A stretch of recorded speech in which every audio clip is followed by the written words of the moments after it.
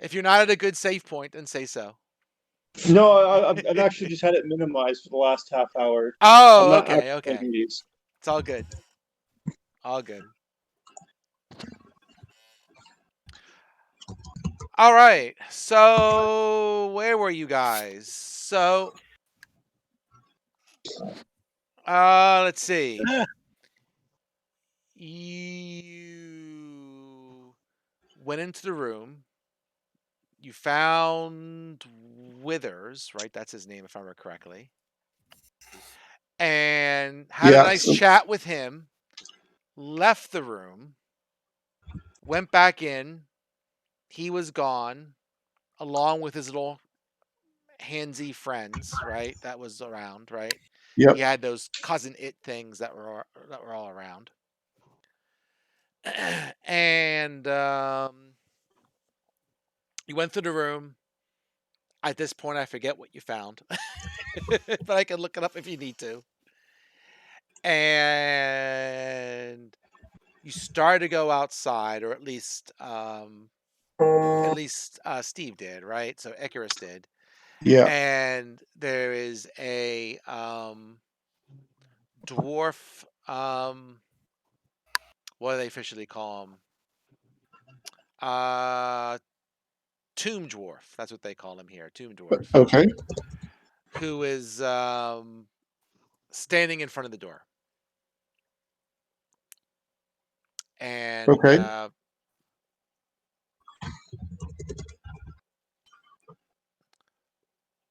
More or less, I guess he says to Icarus something along the lines of,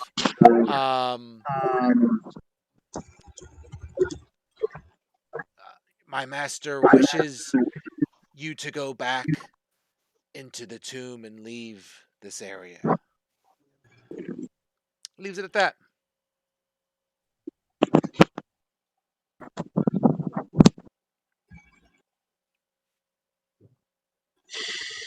The rest of you are, if you guys can figure out what you want to do. I'll ask, who's your master?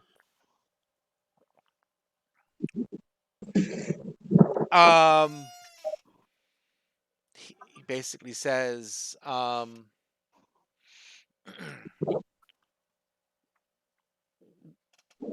Withers takes care of the tomb while the lich is away. And where is he now? Going to interrogate the undead guy. I like that. Yeah. As long as he's willing to talk to me, sure, why not? Yeah, I hear you. We'll just say, the undead shrugs whatever's part of his shoulders and just like, you're asking about the lich, right? You're asking about Yes. Yes, he doesn't know. That's above his station in life, or death in this case. Ha ha ha.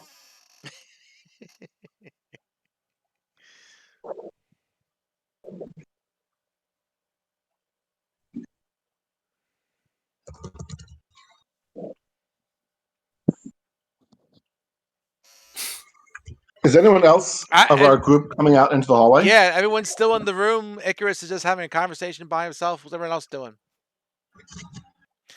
Seth actually just pinged me. See, I told you he thought it was starting at 7:30.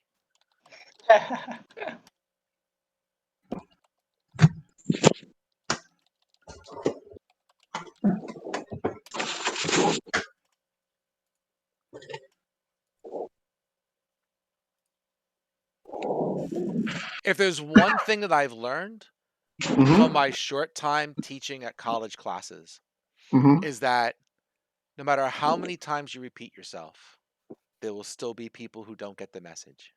It's all good.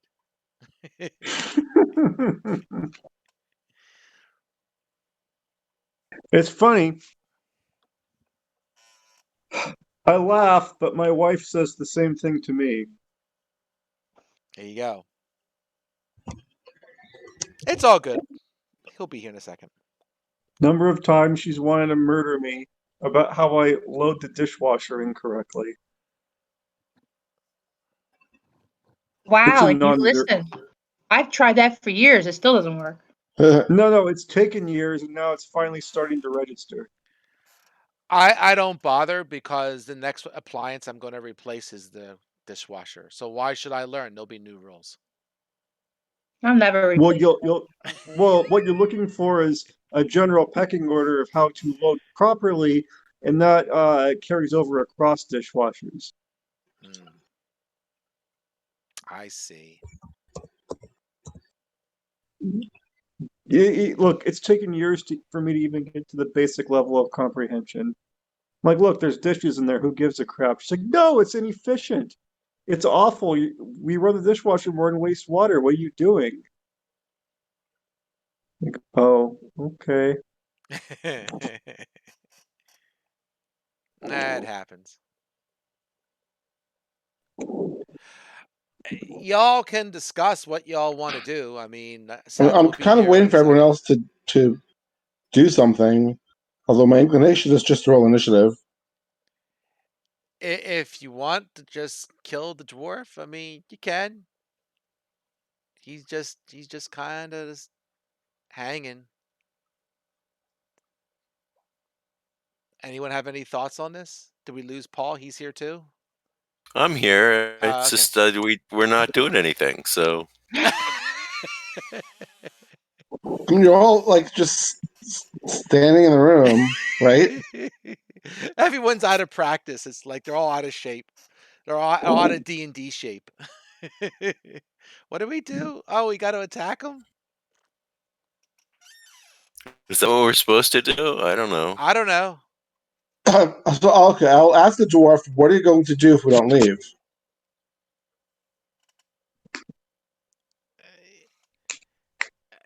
He's just like,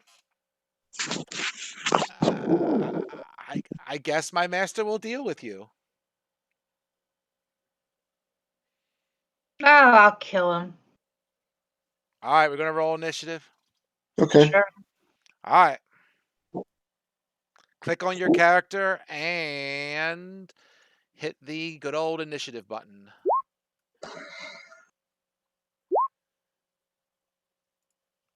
And I'll do that. And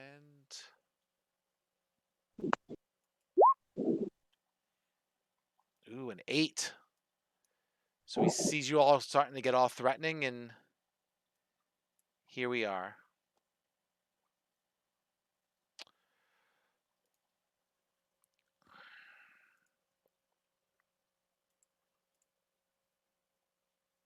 All right, I gotta do. Let me go find search for.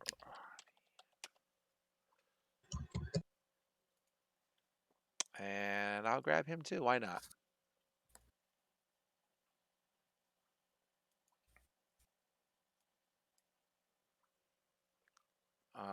Let's try again. Boop. There we go. Not that the translator is doing too much, but these are some really low initiative rolls, I gotta say. Maybe when he levels up, he'll gain a bonus to initiative. I should just give him more hit points. He deserves it. I think you're right. The next time you guys level up, I'll deal him some hit points if he's still alive. He deserves it, man. So the translator, he's just gonna go back over here when it's his turn. He's like, I'm out of this, man. He'll just stay by the steps for now. I think Icarus, but you are first. We need Cedar also. Do you want me to spin for him? Sure, we can do that. Give me a second. I can spin for him. Let's go there and see if it works. There you go. Why do I have 2 rolls that showed up? Because you, as a barbarian of the appropriate level, get advantage to all initiative rolls. So But then you roll twice and you get the better one. But it looks like she did that twice. There are 2 listed there. Yeah, I got 13. Well, I guess you double clicked here. I'll give you your 13. I don't know. I'm in the basement. I don't know what buttons you clicked on. All right, you and Icarus can decide to do whatever you're going to do. Vicky can go before me. No problem. Go for it. You can feel my great axe. Okay. As soon as I find it. Oh, they changed it again? Okay, no worries. What's going on here? All right, it looks good. It seems like every 2 weeks when I look at Roll20, they decide to change like the interface lately. They are definitely playing with it. Just enough to mess with you. Yes, just enough that I have to try and figure out where the hell. Now what? Great axe, roll damage, click. Really? Do I click? Do you click? What the frick is that? I guess. Well. Do Looks you like I can click too. I guess so. Sure. Okay. It's all good. Maybe it's not. Maybe it's trying to say, hey, if you hit, then you click on this, and then you get the damage. That way, it's not like cluttering up the screen. I don't know. My sexy 4 is right there in the initiative order, so I got something right. All right. Awesome. So it looks like Zorhana hit, and she did. Are you raging? Yes. Okay. So then you get the +2 damage. You can mark off a rage. And looks like he took 14. You want to smack him again? Yeah. All right. You get another attack.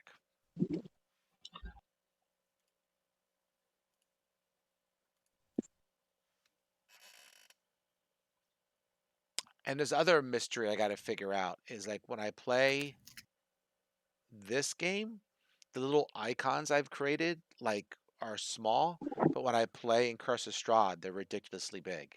Oh, that's weird. I have to try and figure out like it takes up like half or 3/4 of the character sometimes. Right. I don't know. That's on my bucket list to look up sometime to figure out why it's doing that. All right. She did hit again. All right, you just spun a 19. That is perfectly lovely, and it looks like you spun not so hot. So another 11. Is Johanna next to the dwarf? What's that? Is Johanna next to the dwarf? Yes, I can move her a little closer if need be. And I will say the undead dwarf is now bloodied. So I'll do this, and so Icarus, you got a raging barbarian between you and the dwarf. But if you want to kind of shoot over her or something, you can. Yeah, I'll cast Eldritch Blast. This is two beams. Okay. First one hits. Sure. And the second one.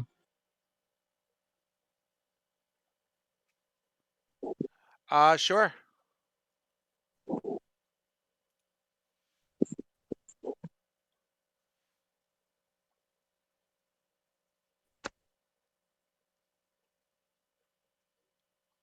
Okay. Oh, sorry. I did not curse him, so take 4 off of each of those damages. He's still dead.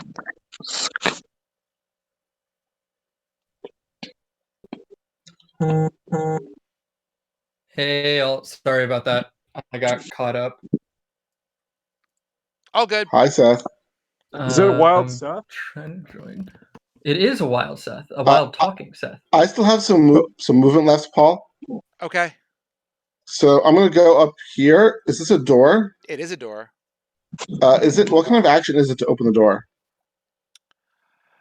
You can open the door. It's just it's not a real action. You can manipulate objects as not part of an action. Okay, so. Then I'll open the door. All right. So now that we're gonna say it's top of the order type of thing, and we're just going to open the door. Well, sorry, I still had movement from my turn. I still had the chance to move. Well, yeah, but there was a guy kind of in your way. Well, I killed him. Oh, that's right. It's your turn. I flopped. I forgot that I flopped you and Zorhana in the pecking order. My bad. All right, now I'm with you. I'm getting my D&D shape back in too. Boop. So there's more stuff in here, right? There is plenty of stuff. Can you tell us what these things are? Sure. You see 4 more of the tomb. I'm sorry, the tomb dwarfs, whatever I said I Yeah. call them. You see 2 tomb guardians. One that's in, say, by the table in the back here. And there's another one that's all the way in the back, kind of coming out of some contraption like he's newly made, right? Okay. And then you got the 7 cousin its that are around. Are the Tomb Guardians the flesh golems we fought before? Yes. Okay. I'm going to finish my move by going back over here. Okay. Sorry, the Tomb Guardian spun a 0. I felt sorry for him.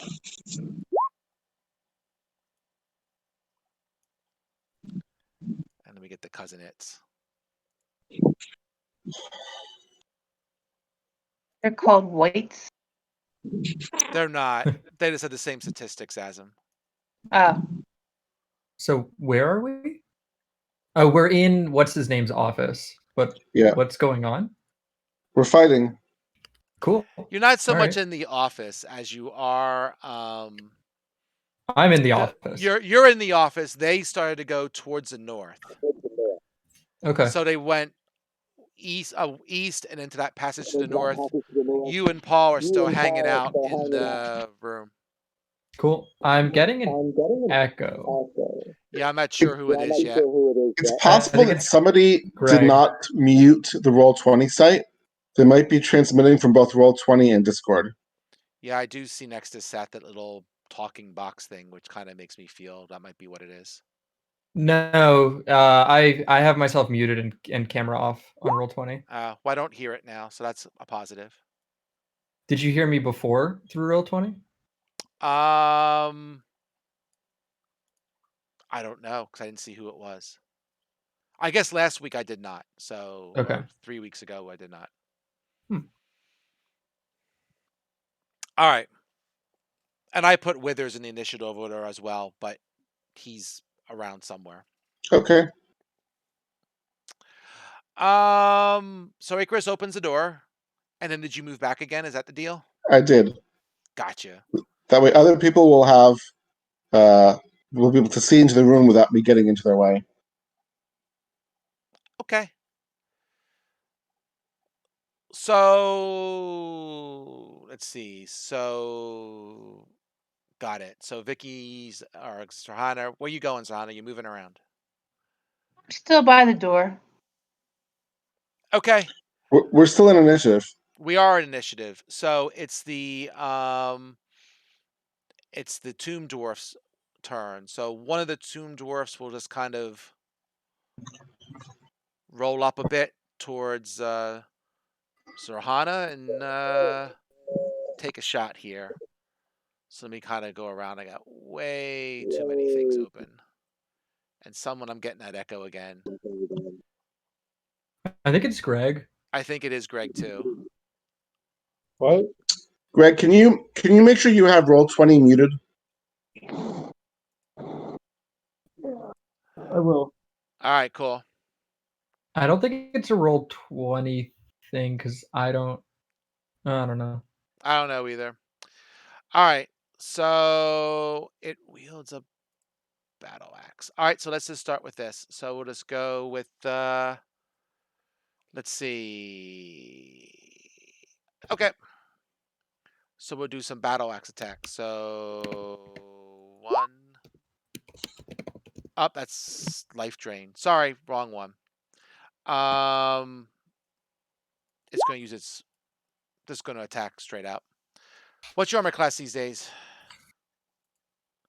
14. We're going to say that's 2 hits.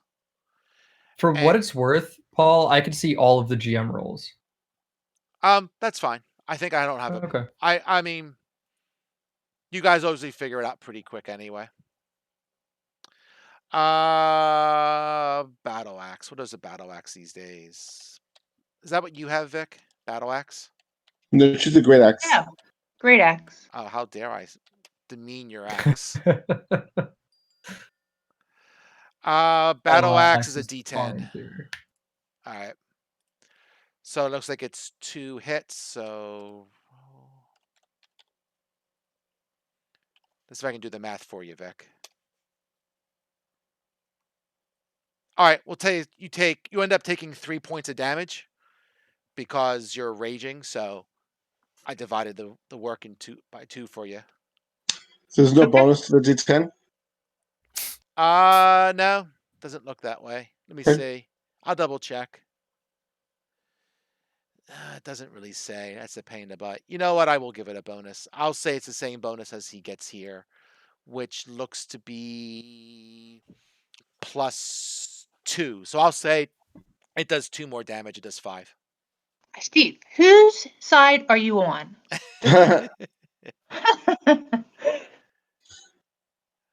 So we'll say 5. Okay. Okay.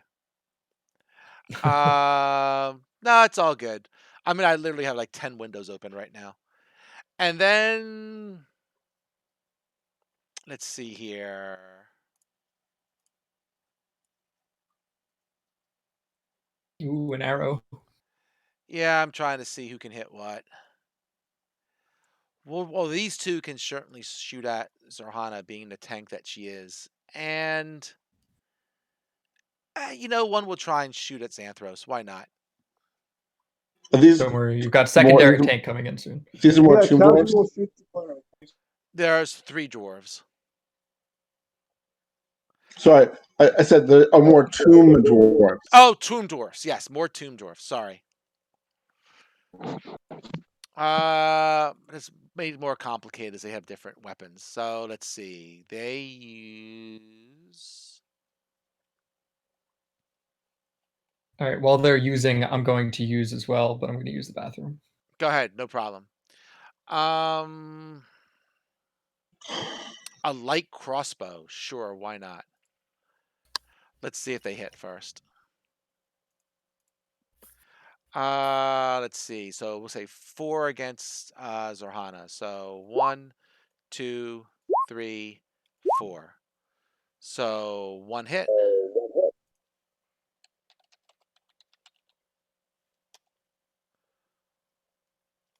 And a light crossbow is 1d8. So that's going to be 1d8 plus 2.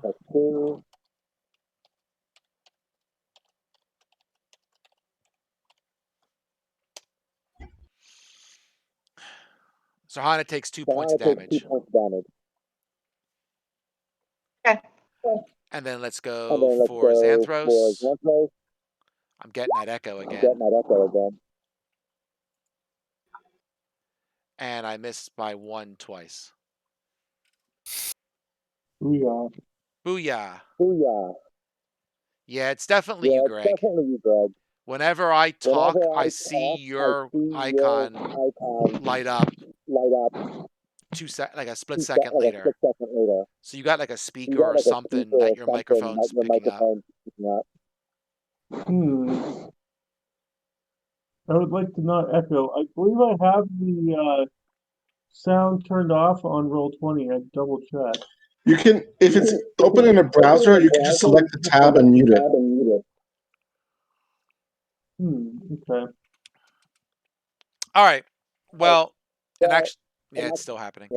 So Orvex is just like, I ain't getting mixed up in this second. So Ulfgar, you're up to bat. I panic. Okay. All right. So I can't actually see what's going on. So yeah, you're kind of all the way on the side there. 2, 3, 4, 5. There's some movement. Wow, I still can't see what's going on. All right. I guess you're just waiting for the logjam to clear. Yeah, okay. I mean, I guess I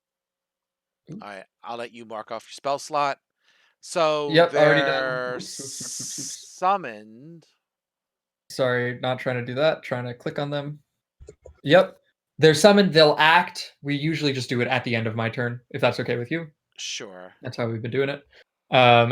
I, as a bonus action on my turn, I'm not standing on top of Zerhana. Zerhana, what's your move? Oh, you're pretty high up there. What's your reach, Zerhana? You only have a 5 foot? No one in the group has extra reach. Okay, let me see if I have any wild shape forms that do have reach. I could save my research for another person's turn. Is that okay if I just tell you which animal I retroactively shapeshifted into once I figure it out? Sure, because you're not gonna do anything with it right now, right? No, I'm just gonna stand here and I'm gonna reach so that I can choose something with a reach attack so that I can hit that. Sure. Cool. Yeah, so that's a bonus action. I'll do that after summoning the elk, and then it'll be the elk's turn. I'm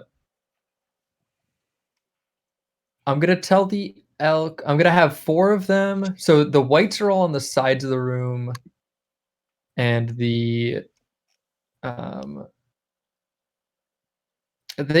want them all to charge at the. Is there an enemy in the room? The command that I'm going to give them is charge. I want them all to charge at the same enemy. Okay. And then back up to where they were originally standing. Wherever that might be. Yeah, wherever that might be. So is there an enemy that is like 20 to 25 feet away from all or almost all of them? Well, I scattered them throughout the room, so 'cause I Right. wasn't sure where you wanted them. So there's some guys in the back of the room. I mean, do you want to attack? It depends what you want to do. The bigger threat are the Tomb Guardians. There's one in the back here, and there's one right here, right? So Yeah, I'm not too worried about the dwarves because they go down pretty quickly. All right, sure. So, but the Tomb Guardians could also like go berserk if they're if the dwarves die potentially. They could also go berserk if they go under a certain amount of hit points. Sure. Flesh golems do that. Yeah, let's aim for a Tomb Guardian. You said there's one here, or this is a Tomb Guardian? Yep, and the Okay. one way in the back is also one. Yeah, I'll just go for that one. And I'll have as many of them charge as possible. All right, so I'll assume that maybe all your elk were all crammed like somewhere over here, Sure. and they just They are kinda herd ran. animals. The idea when I cast the spell Flavorfully is that I'm summoning a herd of stampeding elk that stampede their target and then kind of scatter after that. And then can, choose to stampede again if they're still alive. So however that makes sense in this room. They can be stuck together. It's like an oncoming wave of elk. I guess we could. I mean, because you can move through each other's space theoretically. I don't think you're supposed to stop on each other's space. Right. So we'll say they've gone, and then you're going to have to figure out how to spread these out a little bit so they have some room. But for right now, I'll put them there. Let's get them out of the way. Cool. So go do your I'll charges. roll. Yep, it's going to be 8d20, and then it's all plus 5. So 13, 7, natural 1, 24, 19, 19, 20, 18, 23. All right, we'll make it easy. So it's +5, you said, right? Correct. So and the complication is that as soon as one hits, there's like a strength save and it has to be knocked prone, and then the rest get advantage. All right, so the first 3 miss. Cool. So then we'll go for the 19. All right, great. So it's a DC 13 strength saving throw. Okay.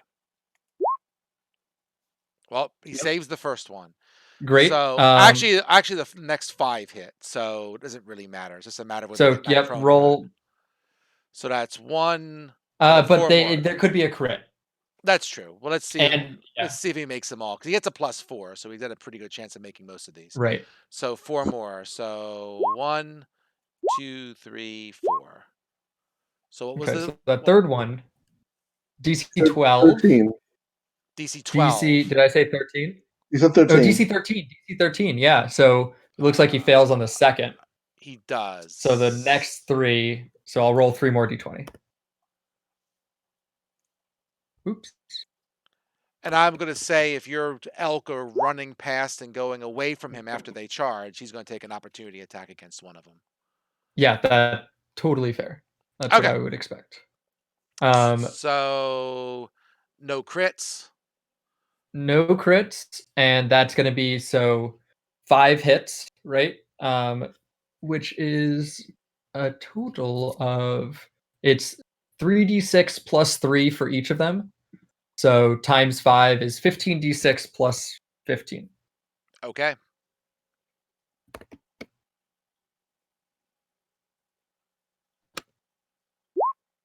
$75 damage. Okay. Not bad. Yeah, I would take it. Let's see. I'm pretty sure you don't want to take 75 damage, Yeah. Seth.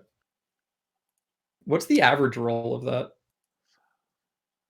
I think it's actually no. It's average for D6 is 4, right? 3.5. 4 times 15. Yeah, that's exact average. 60 plus 15. 19 will hit as long as it does. Yeah, it's that elk is dead. Yep.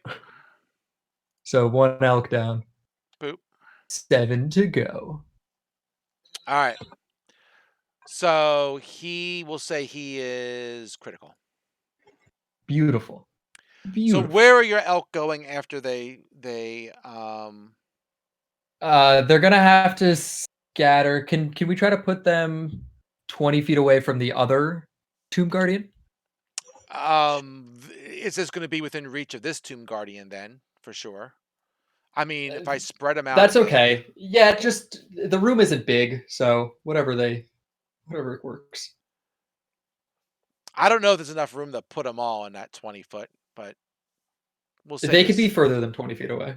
I don't even know if you could do that because it's 25 feet to the corners of the room from the other Tomb Guardian. So right. Put them wherever. I'll work on it. I'll deal with it next round. Some might not get a charge. That's all. We'll see how it plays out. And for what it's worth, that Tomb Guardian is prone. Oh, sure. Well, I gotta switch to my pointer so I can make him prone. Which is less good for our melee people, but it's okay. I need a prone button. We'll go with that one. Xanthros. Okay, I'm gonna work on my Okay, monster. I'm gonna move up slightly. Get close to the door if it's right there. Not just like an idiot. I tried. There, okay.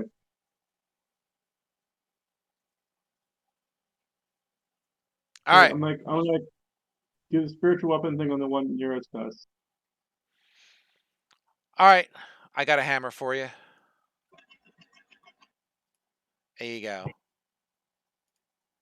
And you can control the hammer too. So 27, that hits. 12 it is. I kind of like this. Whoop. Well, I like rolling 18 on to hit also. So I'd let you know. Pretty I have nice. my creature whenever you're ready. All right. So homeboy takes 12 here. Okay. That's so it's your I always forget how this works. It's always kind of funky with its bonus actions and its actions. I think casting it the first time is a normal action, then moving it in subsequent rounds is a bonus action. That would be my understanding as well. That sounds kind of right. Yeah. All right. Let's see.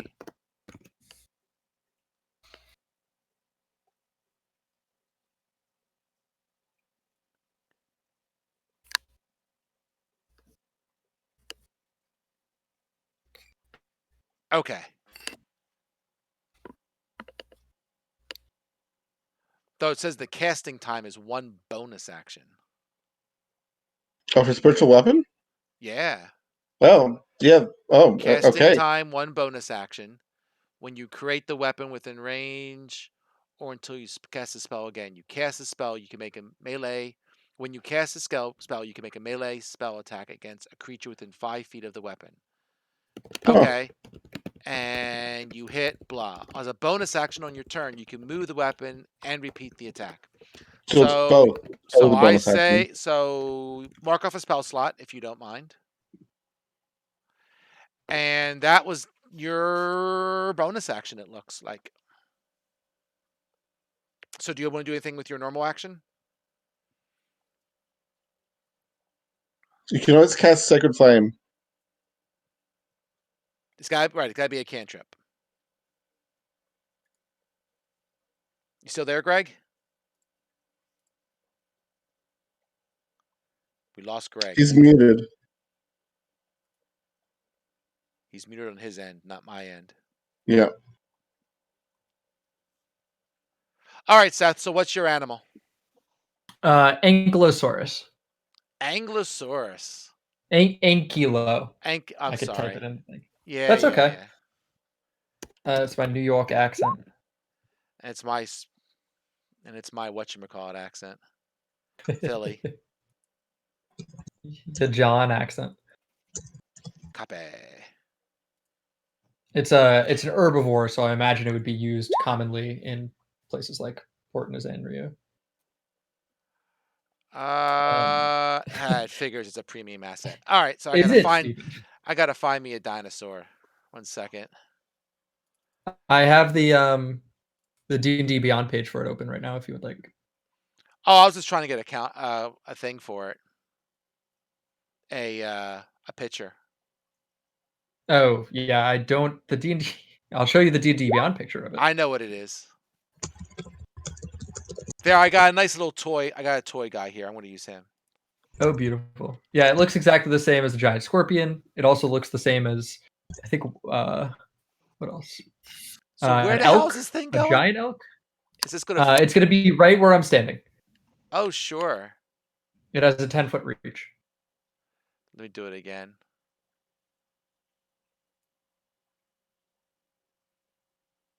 And before I transform, I'm going to tell Zerhana, make sure you duck before I swing. I'll duck.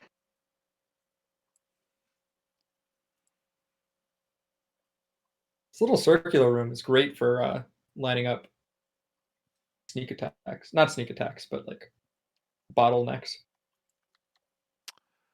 All right, be this way. So I'm going to say ANK. Provided they don't have spellcasters. If you give me the token, I'm happy to. I do all the will. stuff that I need to. I gotta create it. Mm. I'm close. I'm just uploading it now. I need to go to pictures, and I need to go into here, and it's right there, and it's got to upload it. And I guess you're gonna tell me they're large. Not look at that. Or are they huge? They're huge. How the heck are you going to transform in this little hallway and then get through the passageway? Well, I'm not planning to go through the passageway. I'm just planning to stay right there. And I'm more than happy to push Xanthros, Ofgar, and Icarus into the surrounding hallways with my transformation.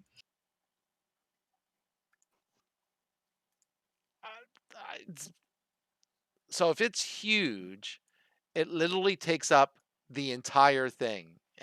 Yep. Like that. Oh, I have that toy. Or I used to, at least. So, okay, so I guess if this is your guy, I should give him sight too, just for curiosity's sake. Just so you have vision with it. It has. Stuffed in this hallway is an Ankylosaurus.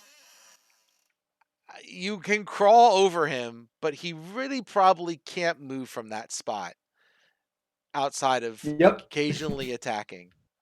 It's like when they put a car in the middle of like an atrium that it can't really get to, you know? Go ahead, hit him. Take your Oh, I your don't. thing. No, Oh, you no, don't no, no. I not already yet? used my Okay. action to cast the spell. Oh, okay, fair enough. All right, now it's their turn. So,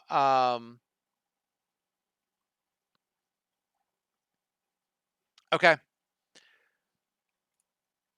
We're gonna say that the cousin it hands, they're going after some of these elk. Yep. How fast do they move? Let me see. All right, D8 and D10, just so I know. Crawling hands, they move a whopping 20 feet. That's not bad.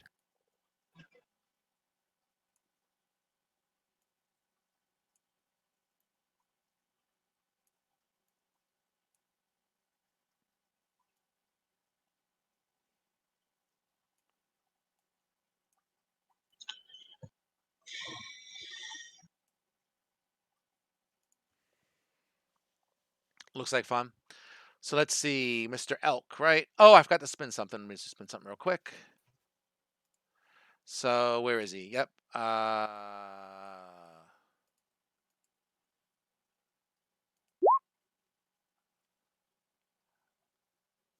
okay. The Tomb Guardian in the back has gone berserk.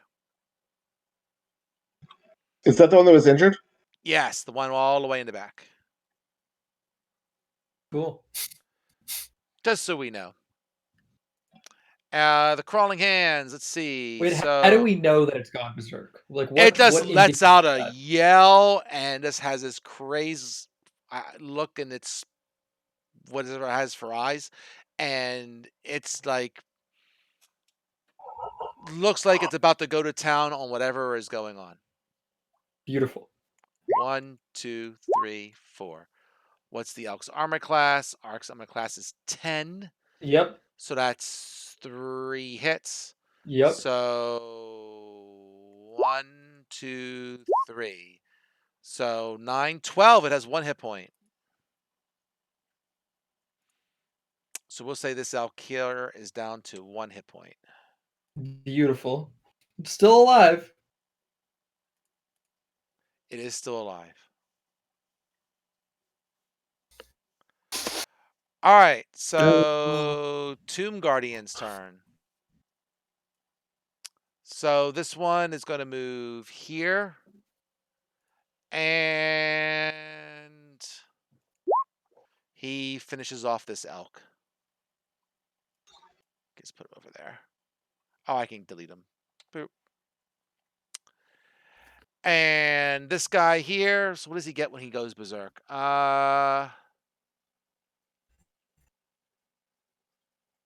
Okay, fair enough. I can't control the Ankylosaurus for what it's worth. Oh, I'll check it in a second. I don't know where you're going with it anyway. Yeah, the elk is dead. So another elk dies. long live the elk. They did their job. Not many other classes got a fireball that continues to fireball after it already fireballed. Fair enough. Hmm.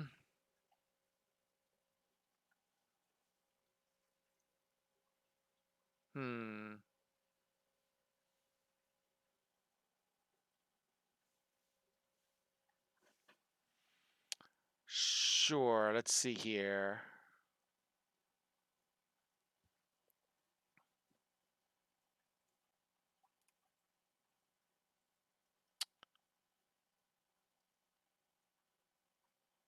I do.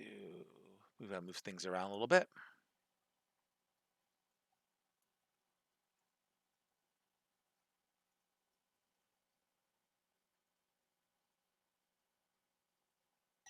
All right.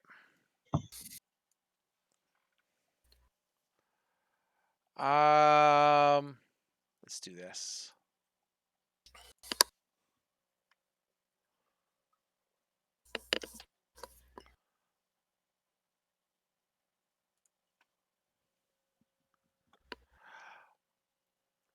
So we're going to say that as you're looking into the room, you see a lightning bolt come from roughly the hallway from the west there that most of you probably can't see, but Sarhana can. And let's see if I can just spin it.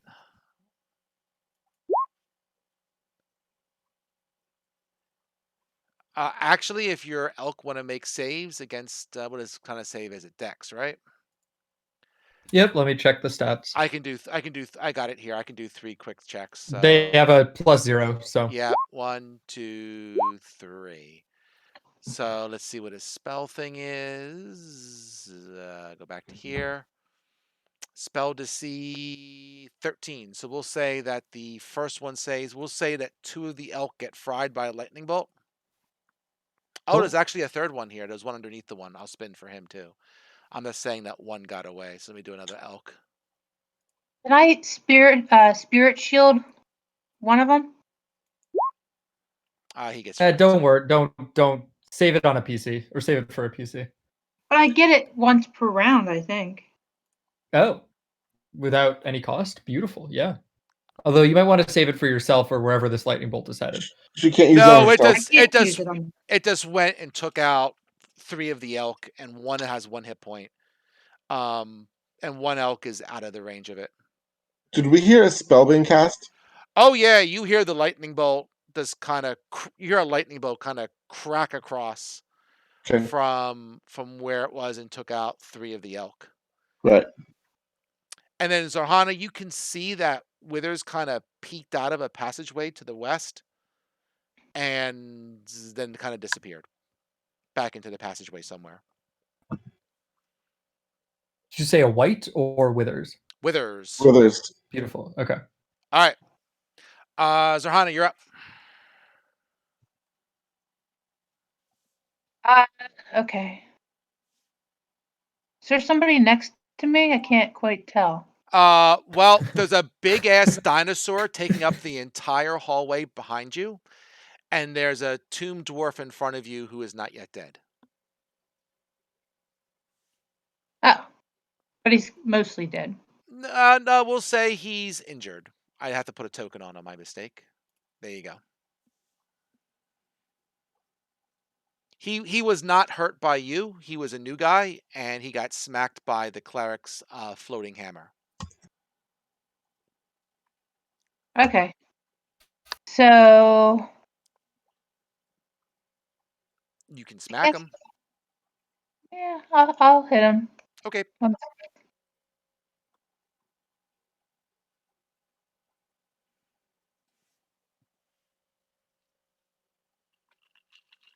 That hits.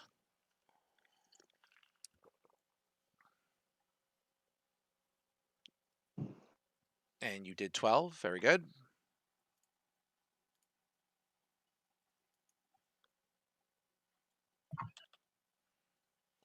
You get 2 attacks. He's still alive. Yeah, we'll say he's bloodied now. So he's somewhere around half dead. Another hit.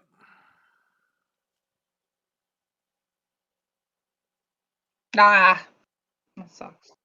That does suck. Okay. He is a bloody dwarf. Well, Icarus, you have this dinosaur that's just kind of like filling up the entire way. If you want to try, I don't know what you're going to do. Can I move? Put him to the back for a second so you at least can see your tokens. I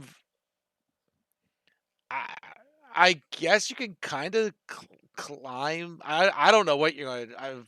Yeah. Where are you trying to move to? Let's start with that. If I'd like to be able to see into the room. If you want to try and, sure, you could try and climb up his back as long as he doesn't seem to mind. I guess he wouldn't. So you can kind of climb and peek in a little bit. Sure. If you want to, you're all just kind of jammed in there. I'm gonna look up the rules later on about things fitting in spaces and stuff like that, because probably technically this should not be allowed to happen, but we're gonna roll with it for now. I'm just gonna cast Shadow of Moil.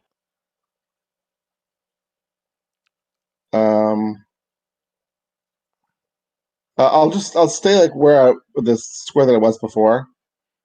And Okay. I'll just cast Shadow of Moil.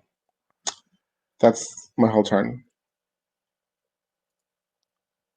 So okay, so it's been a while since I had to worry about that spell. I looked it up 3 weeks ago, so I know it's another darkness spell. It does actually. I think it's not actually a darkness spell.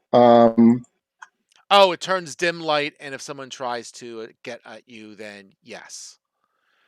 Flame-like shadows go around your body until the spell ends. You are heavily obscured. Shadows turn dim light within 10 feet into darkness, bright light into dim. You are resistant to radiant damage, and whenever a creature hits you with an attack, then they lash out. Okay, so where are you hanging? Just kind of same I just want area? to stay in the same square I was before. Okay, fair enough. And just to make it easy, we'll say this is a 10-foot radius, right? Yeah. Cool. How bad does that look? Yeah, there you go. There's your 10-foot radius. As if it couldn't get any more uglier. So the tomb dwarfs, they are going to fall back and try to take out these last 2 elk.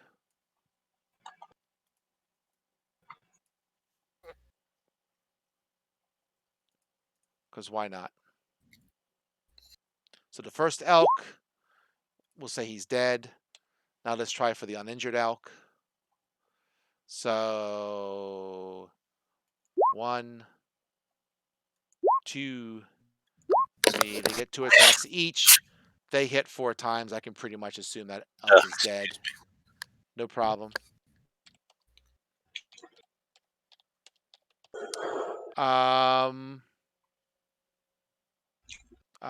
4 times 2 is 8. Sure, he's dead. All right. The elk who were clutching the room that are gone. Orvex just heads a little bit more down the stairs so the darn dinosaur isn't like mucking with him. Yeah, it's funny because the dinosaur is pointed this way. Here, you want to turn him around. There we go. Perfect. Perfect. It's because the tail is the reach. That's right. Ulfgar, you're in a area with a big ass dinosaur. Yeah, I see that. You can lean your head in, cast a spell. Yeah, I and then lean can your head out. run forward and run all the way into the. No, I can't. There's a There's a dude there. Yes. But you have spells like fireball. Doesn't have fireball. Yes, that's right. A fireball centered No. directly on myself. Or centered like. He has lightning bolt. Cast lightning I bolt. do. I do. I have lightning bolt.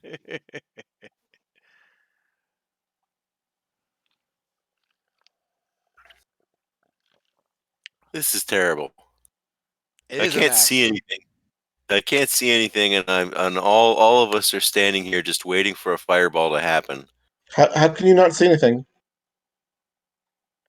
Because the dynamic lighting. Let me say. You have when I was in the square right above you, I could see the dwarf that's standing there. Yeah, and some of the room. You can see parts of it. I just took over your character to see what he sees, and I can see you see some of the room. So yeah, I hear what you're saying now. You got to kill this dwarf in front of Zohana, and then you can all move into the room. Okay. How wounded is that dwarf? He is pretty beat up. We'll say he's bloodied officially, but we'll say he's around 3/4 ish. Hurt, dead ish. All right. I'm going to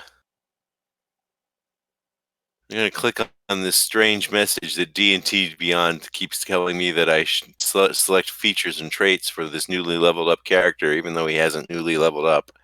Yeah, I tell you, I'm not sure what's up with that. I was getting those messages for a little while, then they officially stopped. I don't know why. All right, I'm going to cast, although I don't think I can do this with a dinosaur standing on my head, but I'm going to cast Magic Missile at the... We'll say sure. Don't think So of me as a that's dinosaur. Think of me as a bullet sponge. so that's 3 missiles with 5 damage. 4, because I cast it at second level. You did. Okay. So, boom. The guy blocking the doorway is gone. Ding dong, Okay, the dwarf is dead. and then I've seen some lightning bolts floating around, so I'm going to move over here, where lightning bolts floating around aren't going to get me. Fair enough. All right, Cedar, you're a big ass dinosaur stuck in the middle of a passageway. What do you do? I'm gonna. I wasn't expecting the thing there to be dead, because that's the only thing that I can really reach. So I'm gonna hold a tail swing until another creature enters that space. Another enemy enters range. Sound Okay. good? All right. We'll see what happens. That's it. Xanthros, you are up, sir.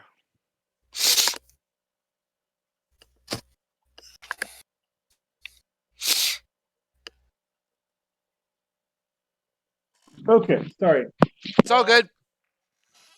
Wait, the dwarf dead? The dwarf is dead. The hammer can move Great. 20 feet, so you can move it to attack somebody in the front Well, line. From where I am, I can't see shit, so... Well, you can move into the room if you want. I would like to. Then you can see shit. There we go. Oh, there we go. Okay. The Hammer of Justice is going to move right here. All right.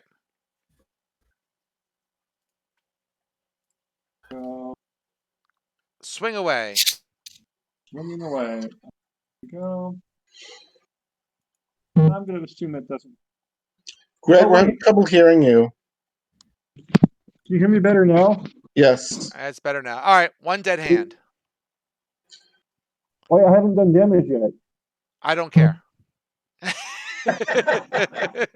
I mean, you can click on it. I guarantee you will kill it. Okay. Now,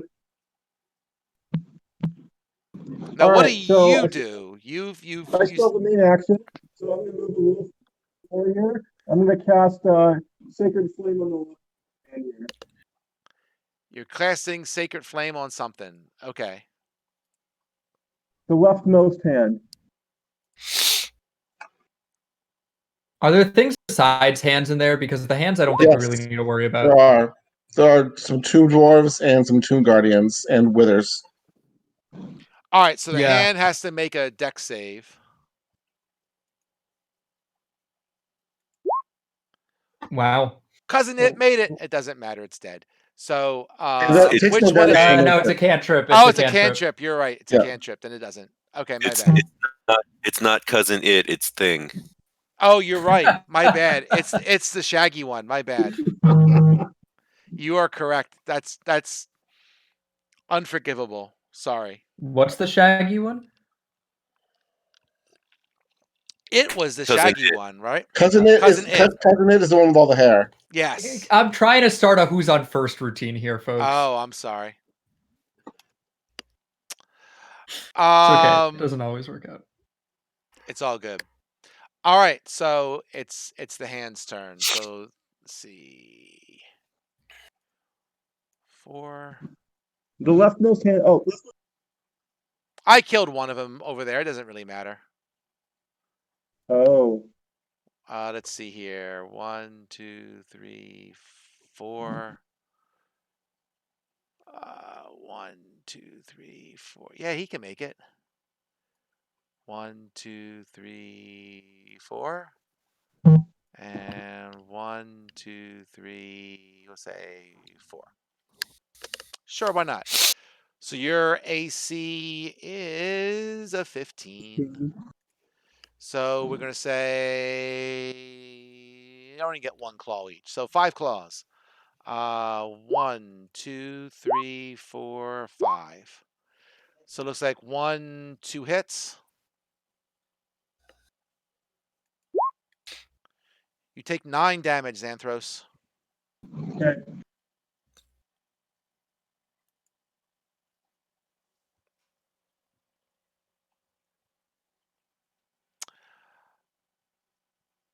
All right. So what am I going to do with these guys? So the Tomb Guardian. One is Berserk, right? One is Berserk. I know what I got to do with him. That Tomb Guardian back here, he's just smashing shit. So the little casing that he came out of or whatever, he's just. I think he has to attack. Berserk creatures usually attack creatures. If no creature is near enough to, well, I guess he could, right? It doesn't say friendly creature, so sure, I'll have him smack somebody. So we'll have him move to here. He'll smack that guy. This guy is going to. Let's see. He can move.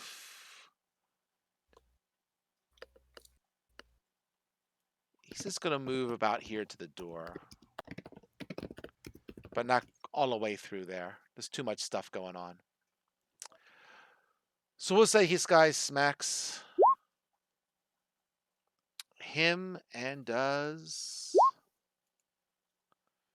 19 damage. We can do that.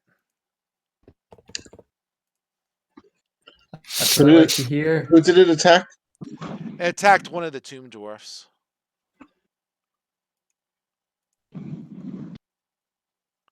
Oh, wrong thing. And we'll say he is hurt. Let's see.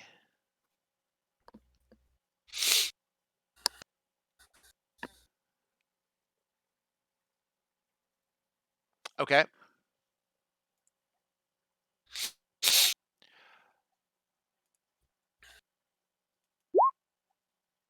Doesn't the other Tomb Guardian get to go? He just moved closer, but he isn't. He moved closer and towards you guys, but he's not. Okay. He's not in. He didn't get quite that far. How many attacks did Tomb? Actually, the Tomb Guardian gets 2 attacks. So let me make sure if he kills him. No, he missed. Okay. So you hear Withers call out to the Berserk Tomb Guardian, trying to tell him to chill out, but the Tomb Guardian doesn't give a shit, and it's still pissed off. Beautiful. So Hannah, you're up. Okay, so I guess I move up. Yeah, the Tomb Guardian is right there. Yeah, now you see him. So you can stay there, or you could move diagonal to the right if you wanted to, and not provoke an opportunity attack. Or you can stay where you are. I don't care what you do. Zerhana, if you wait there, we should have it. It makes more tactical sense to have enemies come to us because only one enemy can hit us at a time while you're in that passageway. I didn't realize that Xanthros was staying in the room. There's several people in the party that who aren't really doing anything if we have a bottleneck. I mean, it's better to have a bottleneck, and like I could be the point of the bottleneck, and then other people could be here and here. That's what I was kind of going for. I'm sorry if I didn't, or I'm sorry for not explaining that properly. Because I can hit things that are here and here, so we can have a monster here and then a monster here, and then other people can hit things here, here, and here, and it's better for one person to take damage than for us all to take damage, especially with this large number of enemies. They way outnumber us. We want to keep the action economy in our favor. Yeah, the hands don't do very much, and I'm also concerned about Withers. That's true. I didn't realize that they had a spellcaster. That does change things. I mean, I'm happy to de-wild shape and spellcast myself. So Hannah, you moved up. What are you gonna do? I'm gonna move up here. Okay, that's fine. And I'm gonna attack the dwarf tomb guy. Go for it.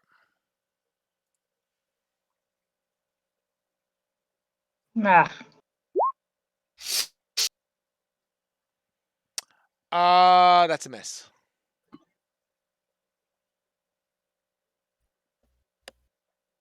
all right, I'll try again.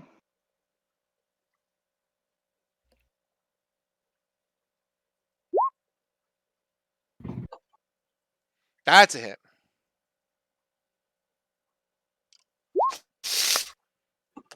Bad spin, but you did hit. I like this new presentation.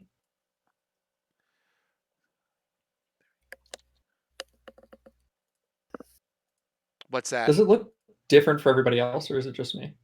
What do Yeah, you it mean? looks different for everyone, I think. Yeah. Oh These yeah, the new, like, presentation. purple Yeah, I do boxes. too. I think it cuts down on the clutter and so forth.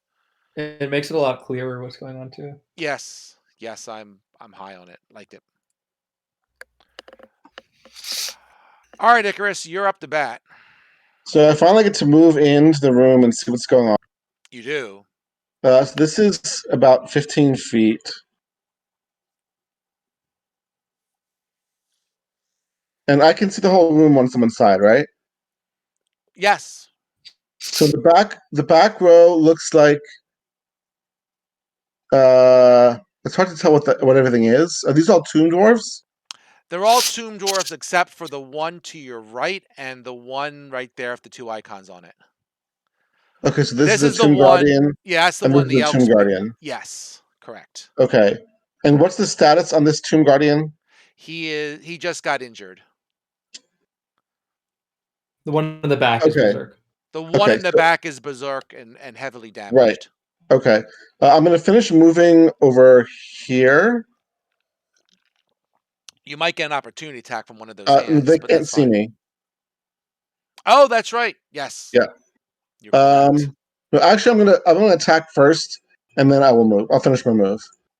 So I get 2 attacks. Here's the first one. It's a hit. I'm gonna roll my attacks first because for some reason it wants to give me advantage on my damage rolls. So I don't want to keep like clicking the advantage on and off. That's fine. So So it's those 2 are hits. yes, and they're not critical. Okay. Right. All right. Damage. Yeah. I don't know why this site is designed to give advantage on damage rolls. It just doesn't make any sense. It's probably a bug. You just take the first roll, right? No, for damage rolls, is it going to present it? I guess I could. That's true. So that's 25 total. Yeah. Okay. And then I'm going to finish moving.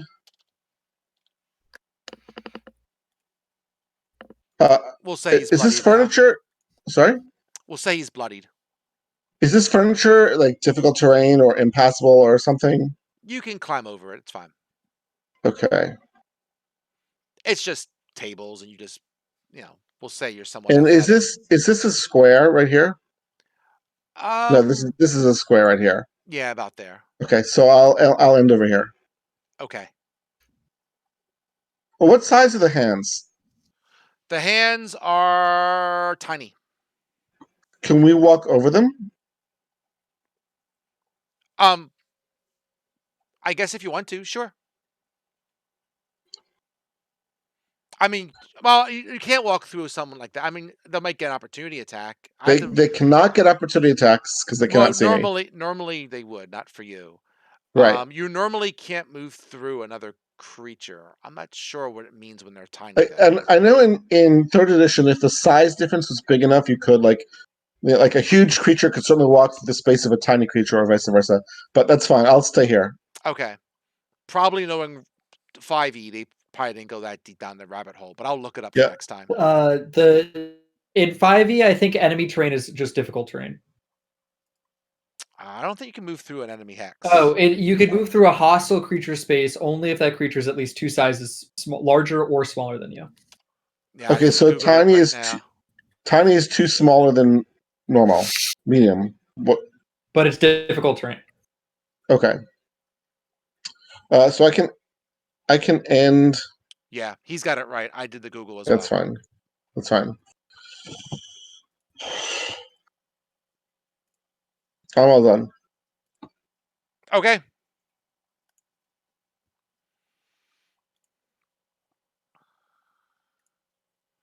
All right. So the Tomb Guardian up here. We'll just try and smack this guy here. Oh, I'm sorry. It's the Tomb Guardians. It's the dwarves, I should say. All right. So they can move. How far we got going here?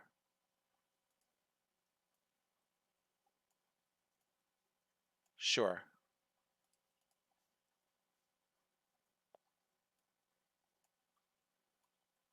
These two guys will just move up there. And this one is going to try and finish off the Tomb Guardian that's smacking on it. 1, 2. It only hit once. It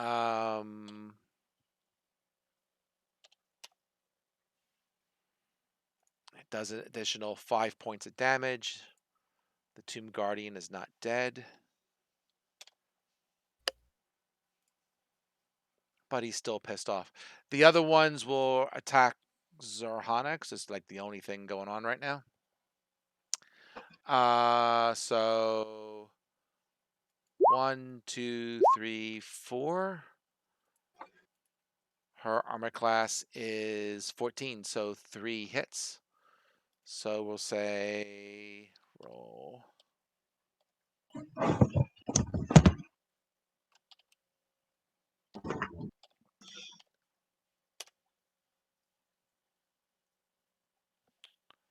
$13 damage, Johanna.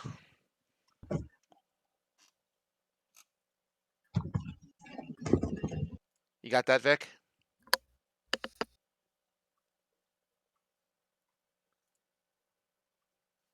Vic, you're on mute. Oh, there she is. I got it. 13. Okay, cool. Orvex is like, I ain't getting mixed up. Ulfgar. Okay. You can climb over the ankylosaur, we'll say. 1, 2, 3. It is difficult terrain. Yep. 4, 5. Oh, that's handy. 5.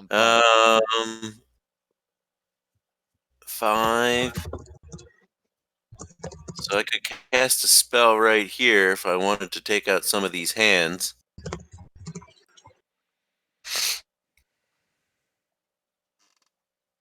All right, I heard that the hands were squishy, so I'm going to cast a magic missile, but I'm going to break it up so that one missile hits each hand. Okay. And I think I'm going to cast a second level magic missile. So that would be 4 darts. So I'm going to 4 hands. Okay. So I'm going to do 4 damage to 4 hands. 1, 2, 3, 4. They're dead. There we go.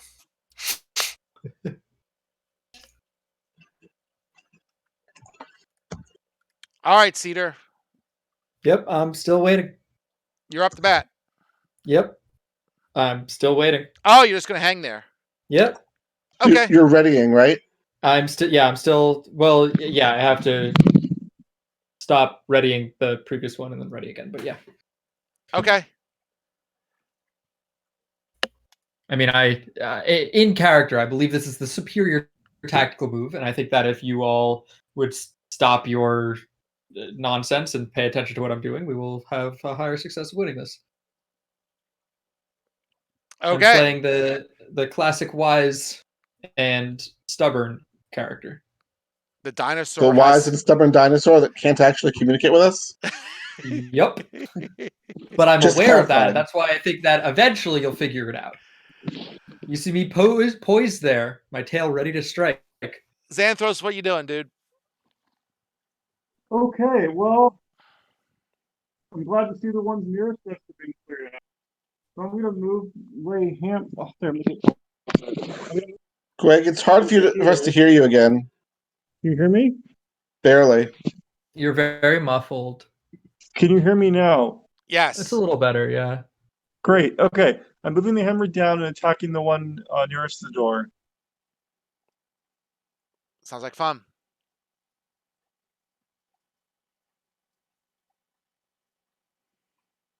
Never mind. Just JK.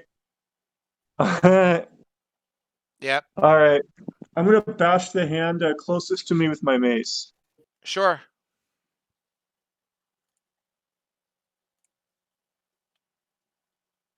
I assume it's dead. It is dead. Okay. That's my turn. The one hand will attack you. And that looks like a hit. It does 5 points of damage to the cleric.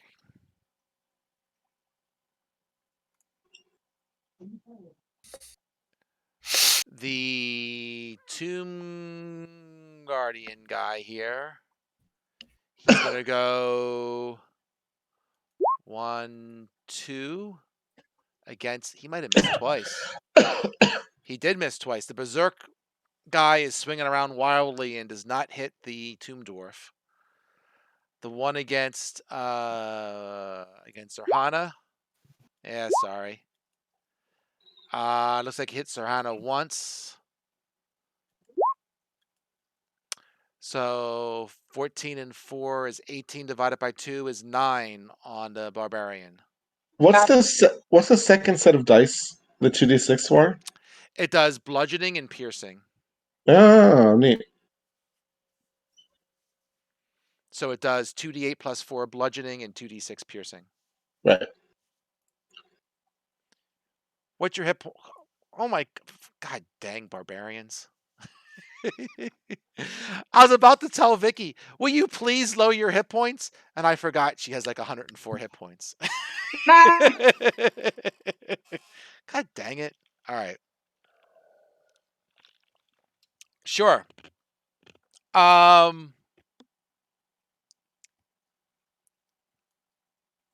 Withers comes out to here. And Withers will what will he do? He'll cast Wall of Fire.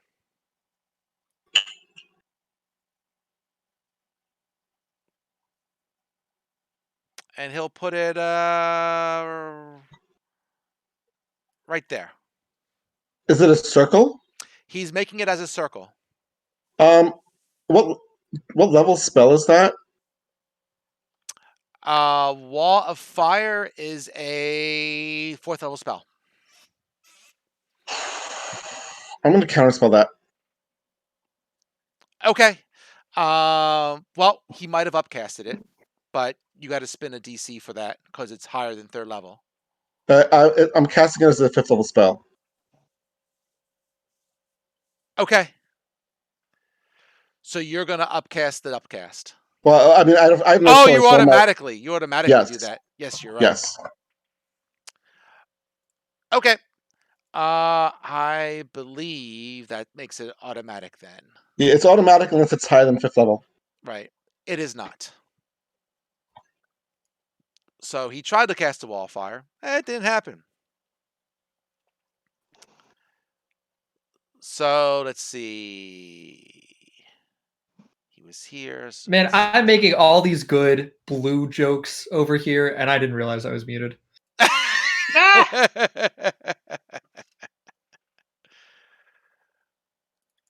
All right. My other D&D group doesn't play Magic, so they don't get my references. Sorry. Well, Sorry. I think most players would be grateful if the blue mage is silent. It only lasts one turn. So some flames start to appear in a circle in the room, and then Icarus says his magic words, and they fade out. Which is good because Wall of Fire is nasty. Yeah, I didn't want to really be making lots of concentration checks from standing in a wall of fire or moving through a wall of fire. I could have hit it with my tail. Hannah, you're up. Oh, wow. I am surrounded here. You are, but it's a lot cleaner. You got help now. How bad are these guys hurt? The Tomb Guardian is bloodied. That's the one below you, to the south. Yeah. And the other two to the north of you are undamaged. Oh. All right, I'll take out the bloodied one first. You can try. He's pretty tough. Do your worst. Oh, that hits. Wait, that's pretty good. Okay. Haven't you learned, Paul? Never taunt a barbarian. He's still alive, huh? Oh yes, he's still alive. Smack him again. Yes.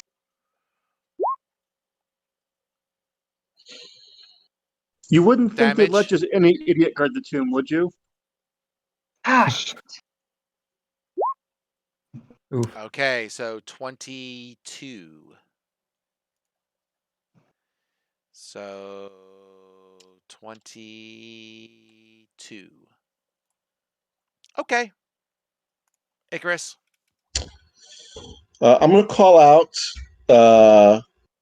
to the dinosaur in the hallway. Hey, Cedar, we could use some help up here.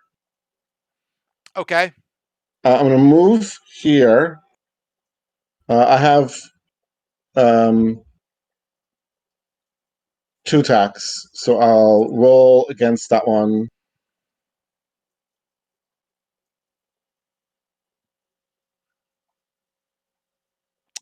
That hits, right? 24 hits, yes. Okay, so I'll try not turn it. Oh, okay. So it looks like the damage roll normally. Okay, so that's 12. Yeah, is it still up? It is still up. Second attack also hits. 13. So 12 and 13 is 25. It also goes berserk, and it is critical. Okay.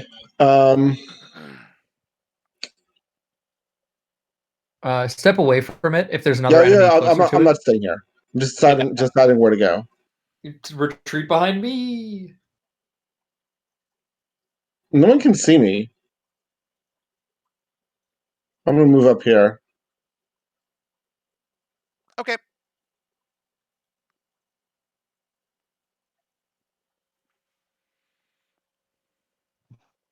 That's my turn.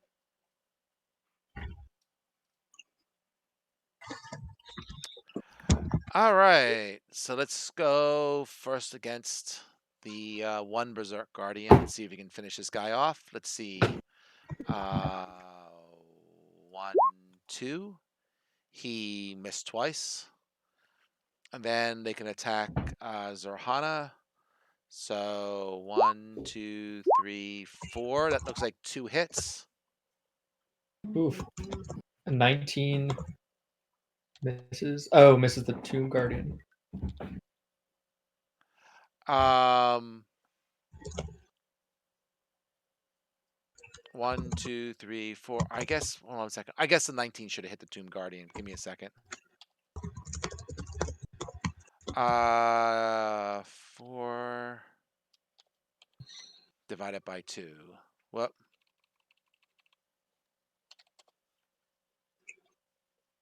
1, 2, 3, 4. 1, 2. Yeah, the first one should have hit probably. So Zorhana, you take 7 points of damage. Okay. Got it. The 2 Guardians, armor class. Yeah, he should have hit once. So let me do that once.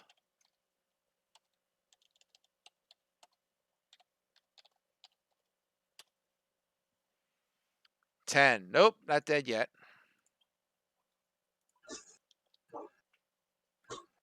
Really, really hurt, but not dead. Ulfgar. Okay. I'm going to 5, 10. Come on, 10. Oh. Okay. You don't want to end next to that to the Berserk Tomb Guardian. Yeah, well, I didn't want to pass. I guess he's Berserk. Is he gonna... Oh, well. So much for not being able to see. You can smack him. He's pretty hurt. Well, that's true. I could smack But him and not provoke an attack of opportunity. If he is not... So first of all, if he's right here, you should be able to see him when you're here.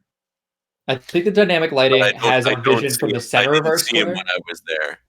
If you hold Option and you move yourself just a slightly bit forward over the doorstep, like the dynamic lighting uses the center of our square for vision, and that's not how vision works. We'll say he knows you're there. Like when you get to that point, you can see stuff is going on as you're walking into the room. Okay, so I'm gonna move over to here. We'll say okay. Because he's off a little bit from the thing as well, because the grid on roll 20 isn't matching up for the grid to the other one. So they're all kind of in odd spaces. We'll say you squeeze over. Okay. All right. So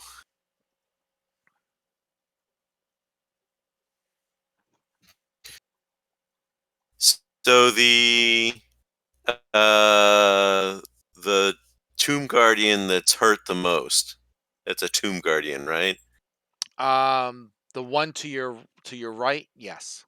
Yeah, to my east. Mm-hmm. I'm gonna hit him with another 2nd level magic missile. Okay.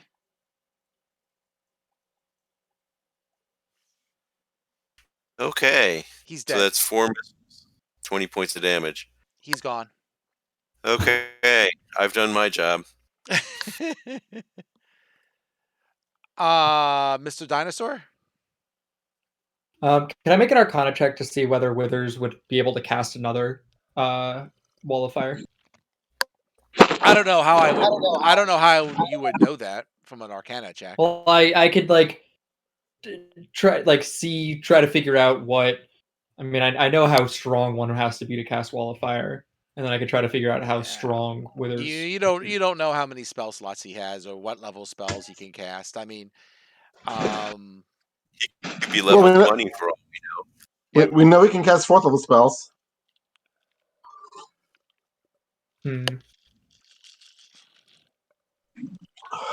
All right. I will begrudgingly shapeshift out of my dinosaur form. Oops. Okay. Thanks. I will step forward, see what's going on.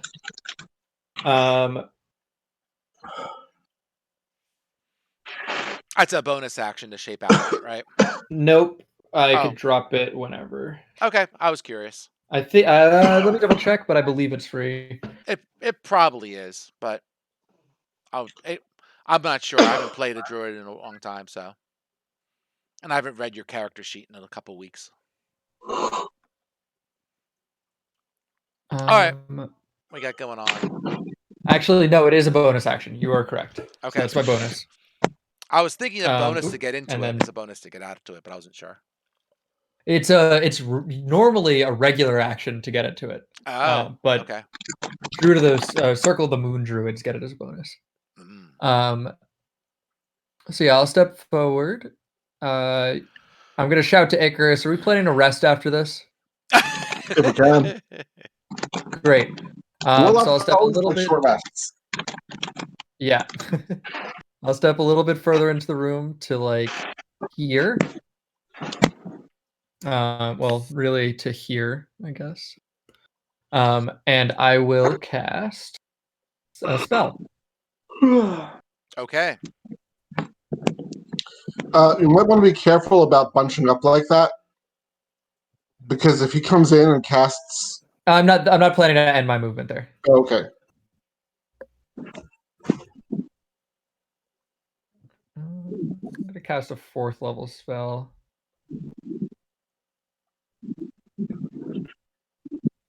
Yeah, I'm gonna You know what? I had so much fun with the summoning before. I'm gonna do it again. I'm gonna cast Conjure Woodland Beings as soon as Roll20 reloads. Oops. There we go. I might have ended up casting it twice. We'll find out.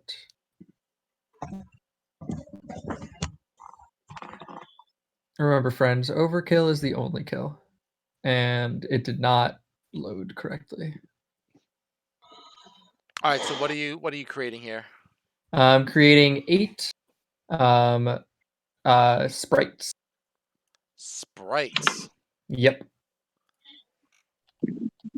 The ones at the bottom are only sample creatures, but sprites I are ordered not sample creatures. Dr. Pepper.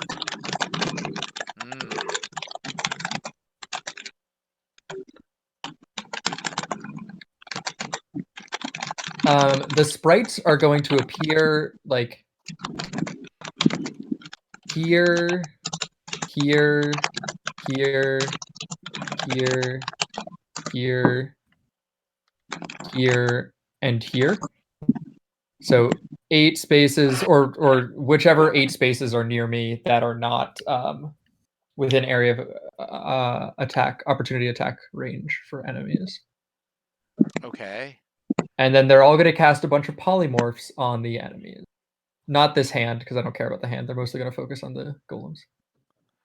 I can't find a sprite in D&D Beyond. I don't feel like cut and pasting one. So some reason when it shows I me have it. sprites, it shows me vampires. I don't know why. In Roll20 In or in D&D? Roll20, I searched for sprite and it came up with vampires. Here, hold on. Can I just send you this? It's okay. They're vampires Oh, not today. sprites. I'm sorry. What are Pixies. they? Pixies. Yeah. Wrong quarter CR, Faye. The pixies get the spell casting. That's what I'm going for. Pixies are a CR 1/4 creature that casts polymorph. Yep, once per day. That seems pretty overpowered for like a first level party to fight. Isn't that great?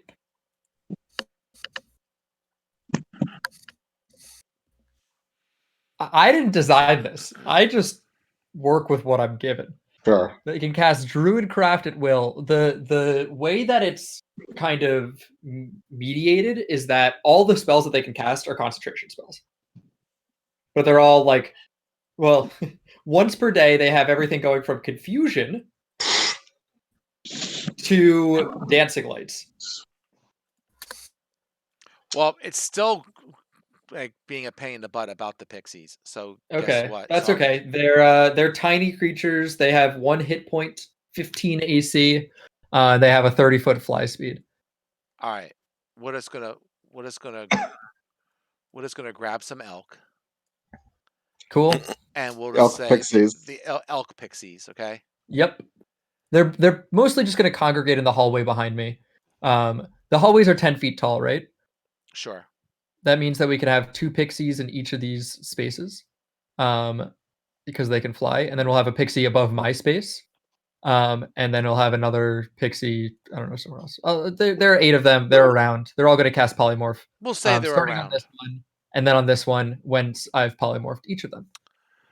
So save DC 12. So you're gonna do it against what's up with the first one? Mm-hmm. Let me grab them. So let's see. Believe it is a wisdom saving throw. Probably. Is it for It is a polymorph? wisdom saving throw. Wow. Yep, I also have it on my character sheet. Okay. Let's see what happens. So we'll say 1. That's a save. 2. All right. So this guy's Cool. polymorphed. Great. Polymorph what? into a rat. A Into a rat. Notably, Okay. when they get reduced to 0 hit points, they revert to their normal form. That is correct. You gotta do the next one? Yep. Gonna turn the next one also into a rat. So 3, 4, 4, 4, 5, 6. All right, Cool. 6 one's the That one's charm. also a rat. And then the other 2 pixies, because that was only 6 of them, Can they see Withers? No. Can they fly forward till they can see him? Pixies move a fopping 30 feet. Sure, 30 feet. So Well, I started with the pixies in these locations, and I would have had the ones behind hit here. So I'll have like this one, the one that started in this corner, or even the one that started in this corner, which is, you know, flying 10 feet above the ground, or as high up as it can fly. Move over. Whoops, that's not a line. Move over, you know, like here to where it can see, or like here, even better. let's see.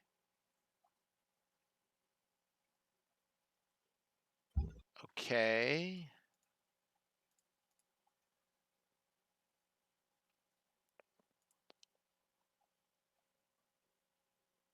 All right.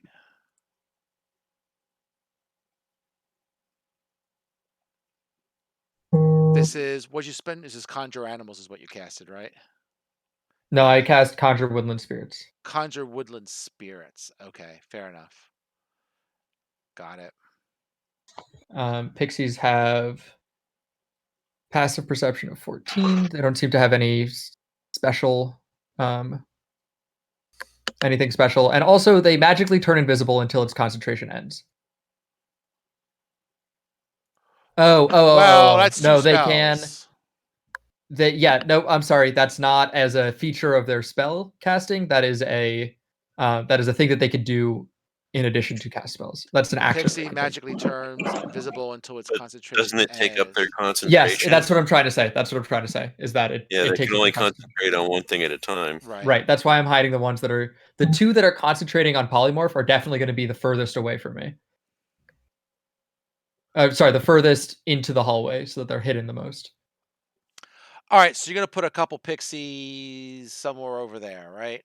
Yep, there are two pixies back here. There are two more pixies over here in the next square. Then there are two pixies that are up here because they're looking for Withers.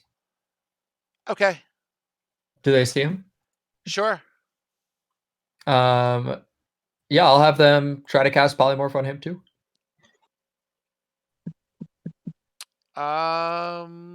Wisdom saving throws.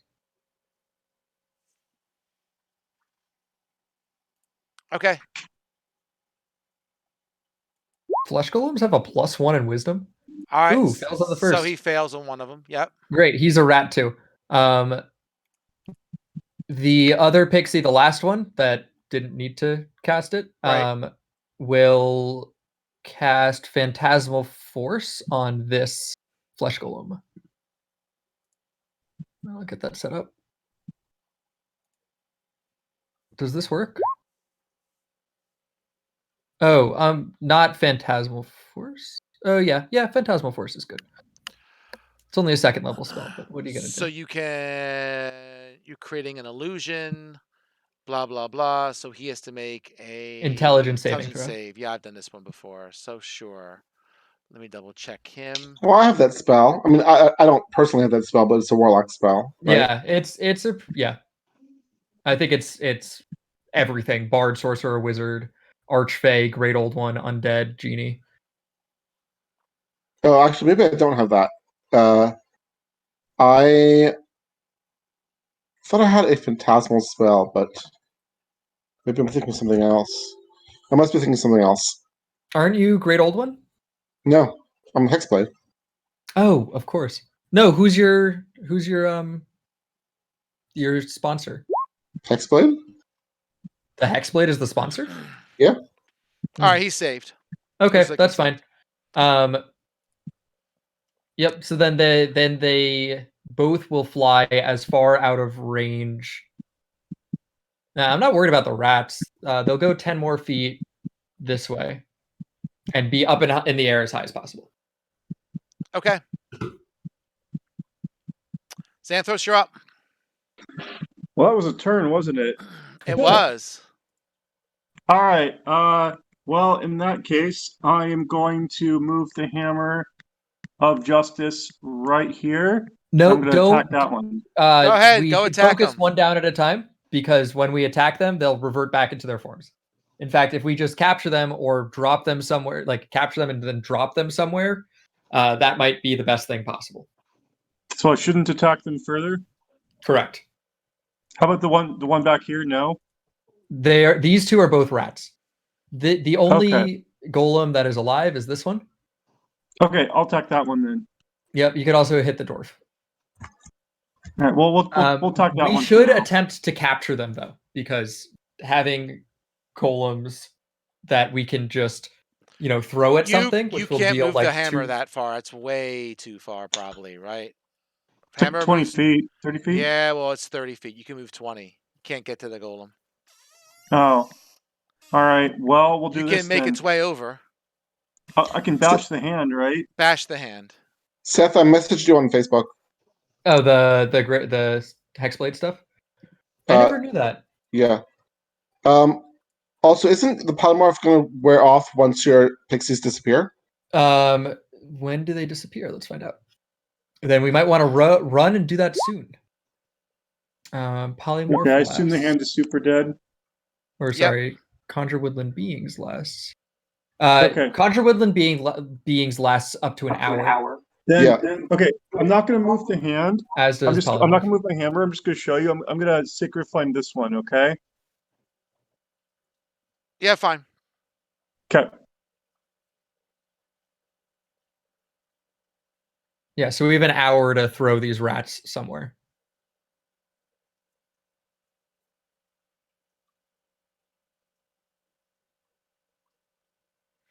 Oh, I have to do a dex saving throw. 1 second.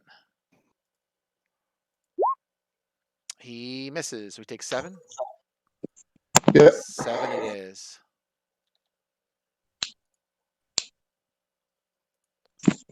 Okay.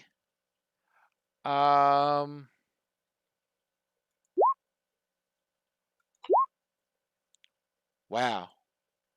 He missed him twice. Yeah, it's like Punch a Judy back there. It is. They're just flailing and missing each other. Do you skip Withers? Or is he gone? He's a rat. Oh, he's a rat. He's a rat. Right. So, Seth, why didn't you want us to attack the rats? Because when they get knocked unconscious or drop to 0 hit points, they revert back to their form. Right, but until then, they'll just be rats, right? Yeah, that's why we could capture them. We could put them in a bag, or a chainmail bag, something. Unclear to me what you want us to do with these rats in a bag. We could throw them at our enemies. Well, the two that are Tomb Guardians, not Withers, right? No, Withers we should probably drop in a black hole. Sarhana, you're up.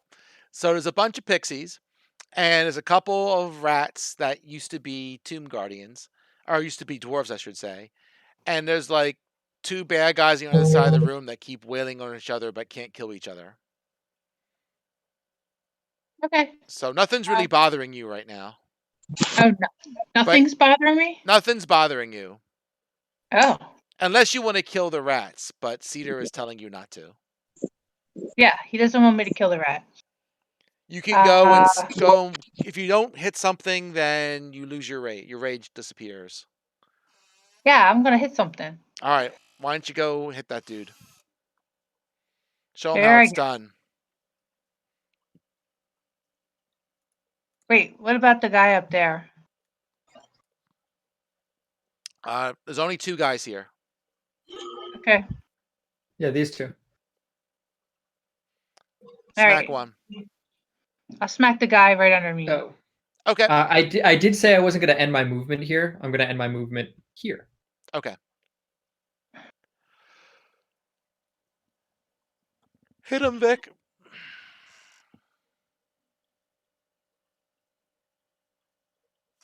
All right, he's gone.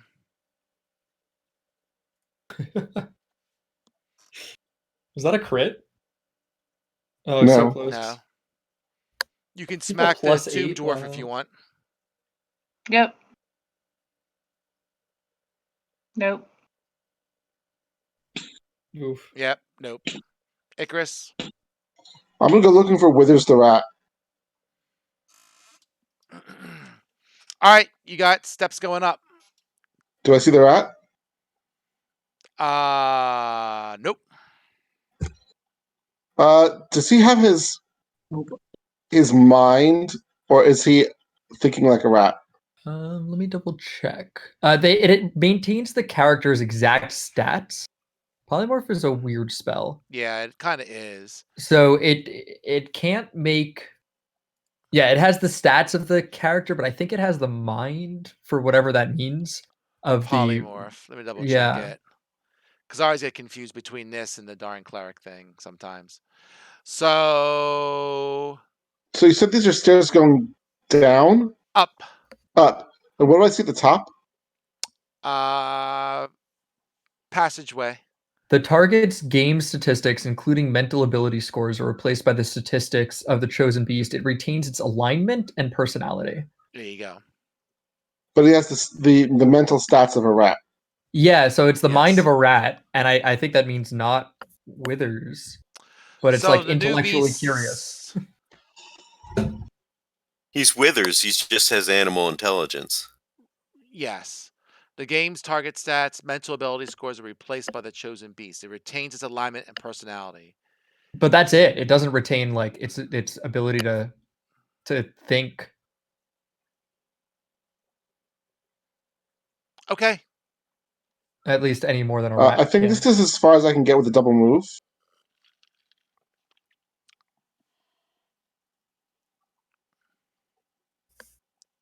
Okay.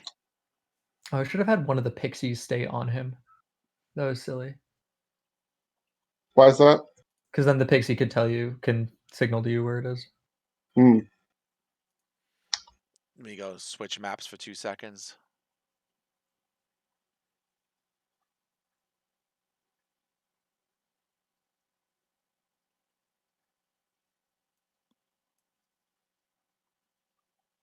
I'm done. Yeah. Okay.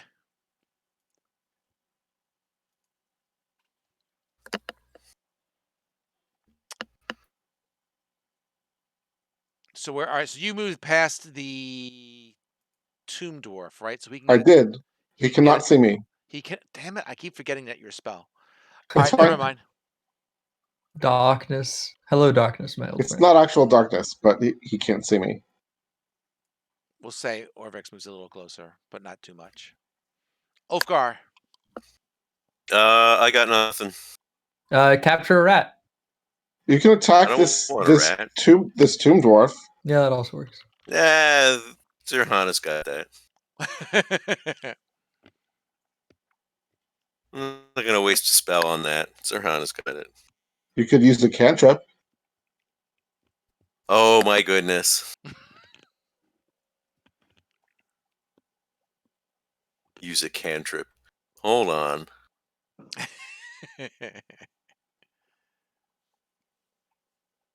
Fine, I'll cast Acid Splash on it. Okay. You have to get pretty close for that, I think, right? Oh no, it's 60 feet? 60 Wow. feet. Wow. I just had a character pick that. I didn't realize it was that far. Awesome. He gets a save. Yes, he does. It gets a save. It does. It's a deck save. Does not make it. Alright, so I do 11 points of acid damage. Well, he's definitely critical. See, I told you Zerhana had it. Cedar. I'm gonna capture some rats. All right. So what are you going to do to capture him? Just going to try and grab him? Yep. So, yeah, until the target drops to 0 hit points. Yep. Yeah, they're tiny. See, they're sneaky too. Why don't you make a dex save? I'm a druid. This is what I do. This is how I lived in the wilderness. That doesn't mean the rats like necessarily want to be captured. Yeah, You gotta do something, right? Because you gotta either. Sure. Sure. I could do a little bit better than Okay. this. I have the cantrip. What's it called?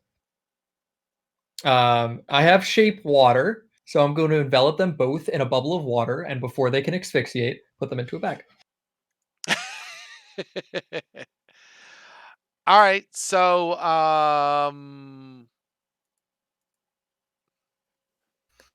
so where's the water? Where do you get the water? I don't we all have water skins?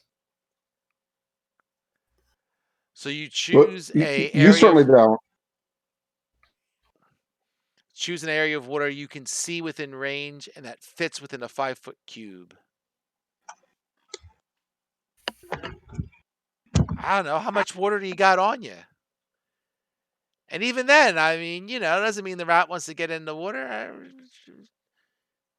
All right. I can think of something else. There are tables and chairs here, right? I could pin some of them down so that the rats can't escape. Okay, we'll say and Cedar corner them into a spot. Cedar is chasing rats. That's his turn. Yeah, that's my turn. Is chasing rats. I'm happy to use my whole turn to chase rats. I am thinking way too much about this. That's great. You chase the rats. We'll say that you'll corner them and figure out a way to catch them. That'll be great. Yeah. I spent years Uh, in the forest cornering and capturing squirrels. Go I'm for pretty it. sure I could do this. Go for it. Xanthros.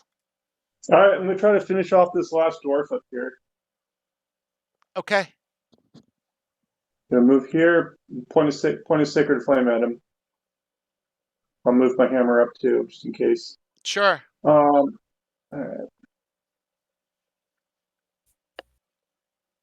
From where your hammer was now, you could smack him, but you'll probably Okay, finish great. him. Then we'll see. We'll see how sacred flame goes first. All right. So we'll say sure. Dex save. 10. All right. He's dead. I'm gonna call out Zahana Withers is up here. Where? Up here. Hold on. I can't see nothing.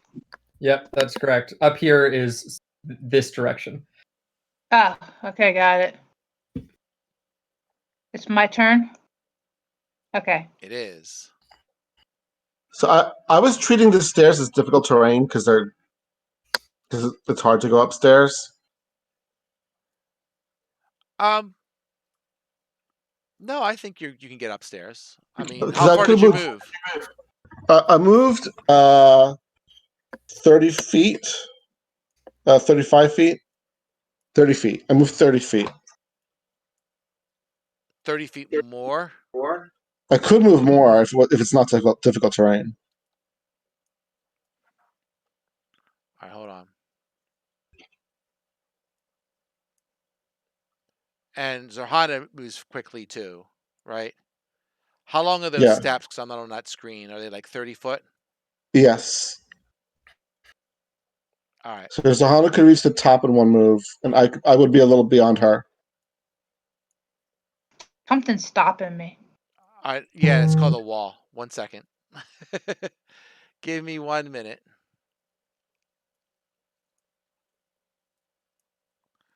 Where am I going to put you guys? I don't know. I'll put you somewhere safe. I'll put you down here. Just to keep you out of my way. Sure. I could delete you, but that's fine.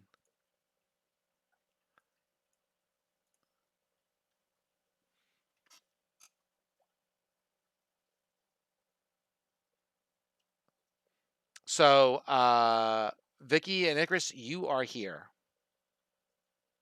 At the top of the steps. And to the south, you'll see the passageway, right? to the one tomb. We'll say to the north, you see the rust area, right? Yeah. We're gonna say the rat. We're gonna say Icarus that you saw that the rat went south. Okay.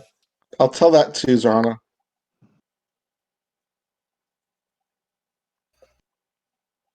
All right. So Zohana could try to double moves if she would have moved into that room to the south. I don't quite see where it is. Is it where? You used to move up one more square to see it. Yeah, I'll move it up one little bit. There you go. How's that? 1 second. So, oh, to move into this room here? Yeah, into this room, right?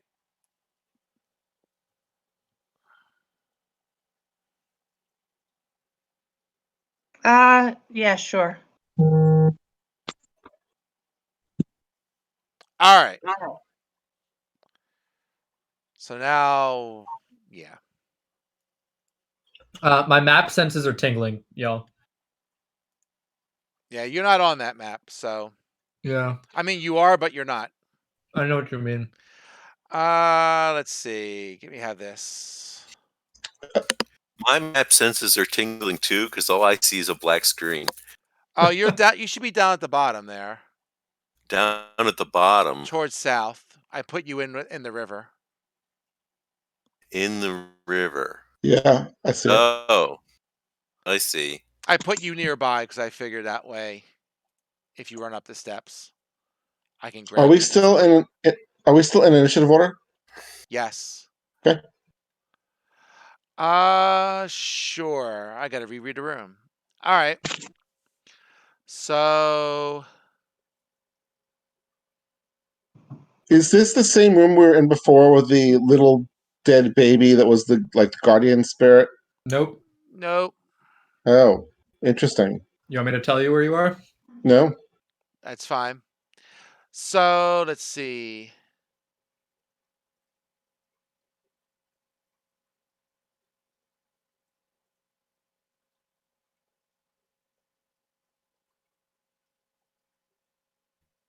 Okay.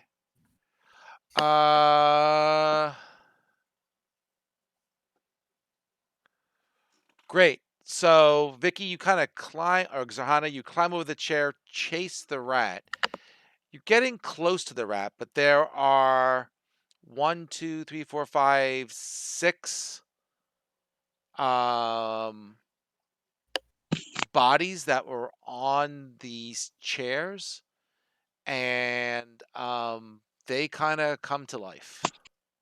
And Were they wearing masks by any chance? they were.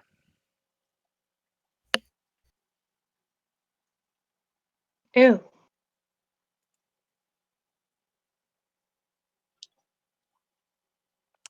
I have him. Why don't I have him? What is your problem?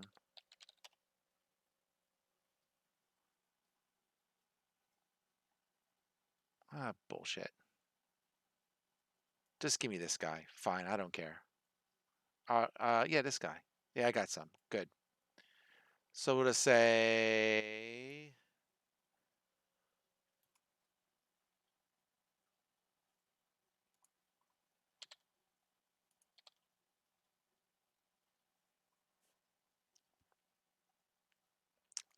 sure.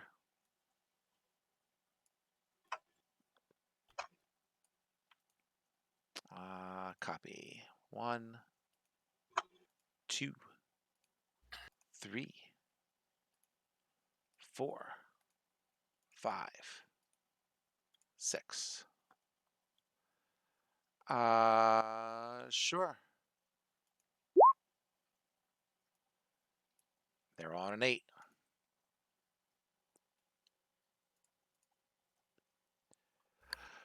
So you go into the room, you see the rat.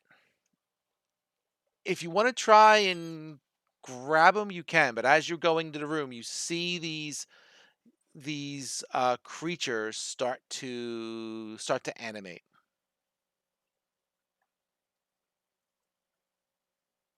The creatures are animating? Yes, they were like dead bodies that were in each one of the chairs that you see in the room, and now they are coming alive, as it were. Let me make sure nothing else happens. Now, do you remember which room we're in? That room didn't have trees, I thought. There are no trees. I see trees. Oh. It's supposed to be moss and creepers and stuff. It's not trees per se. Well, bushes, plants, whatever. Sure, I get it.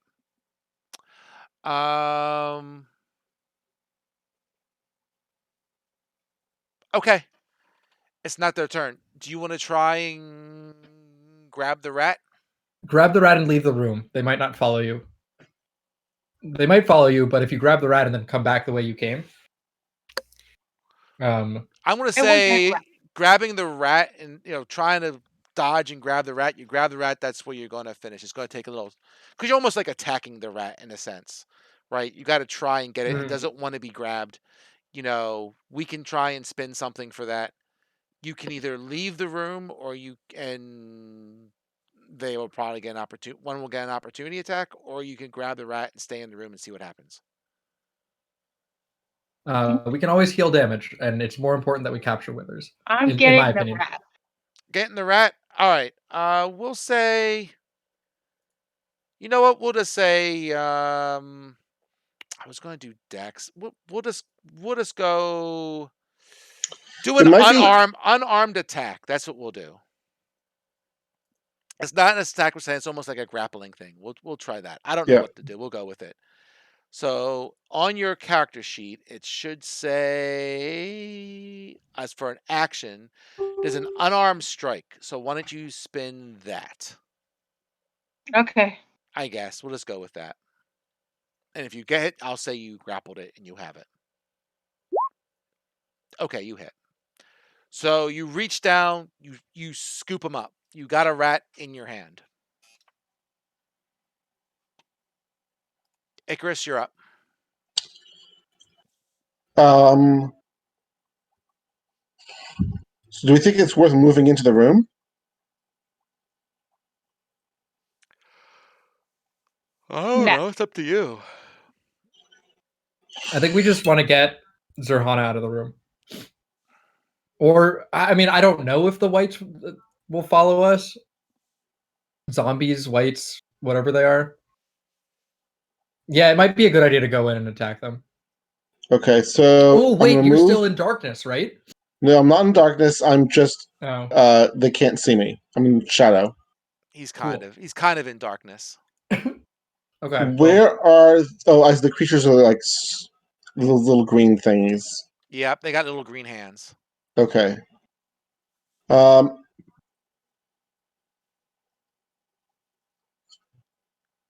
Can I attack them from this square? Well, you had to move over one to get to that point, right? Because there's one right where you came into the room. Right. Can I move past them, or can I attack them from behind? You can't move past them. You got to attack them from behind. Sure. Okay. Go for it. Okay, I'll do that.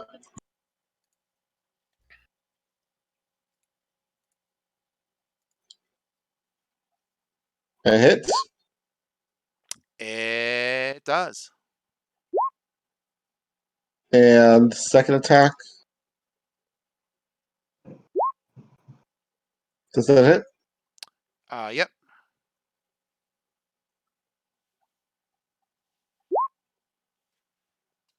So 12 and 8 is 20. Beautiful. And then I'm going to step back. Okay. Arvrix, he doesn't care. Let's see what these guys can do. They can move 30.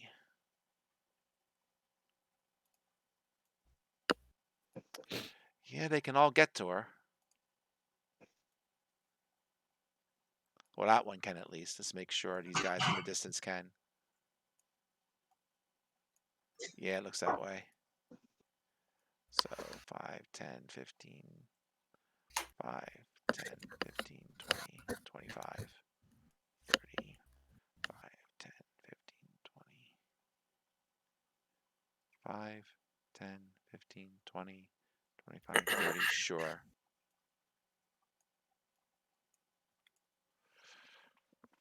All right. Let's see.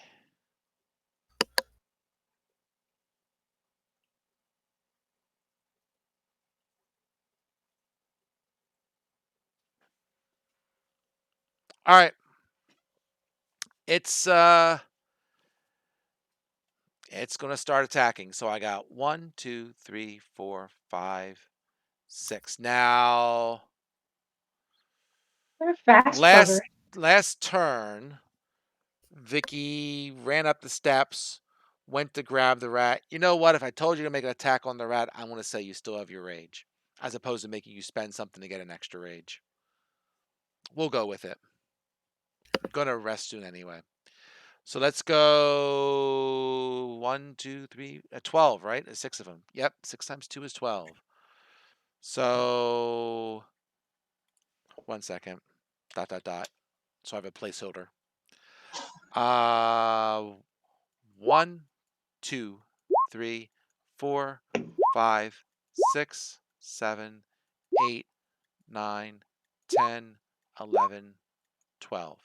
So your AC is 14. That's So a lot. that's Holy shit. 1, 2, 3, 4, 5, 6, 7, 8 hits. Is that correct? So we count. 1, AC is 14. Oof. 2, 3, 4, 5, 6, 7, 8, 9 hits. Yeah, 1 second. I count 8. Do it again. I have to scroll to actually see them all. 1, 2, 3, 4, 5, 6. Yeah, it's 8. 7, 8. You're right. 8. All right, 8 hits. Luckily, she's raging. Otherwise, I could have made her spend the next thing, but it's fine. We'll say you spun the hit. You spun the hit. So 8, right? I said 8d8 plus that divided by 2. 32 points of damage. Got it. As they're just all just slashing away at you. Well, that could have been a lot worse. Yeah, it could have been 64 damage. Ulfgar. Let's see where you are back in level 2. Yeah.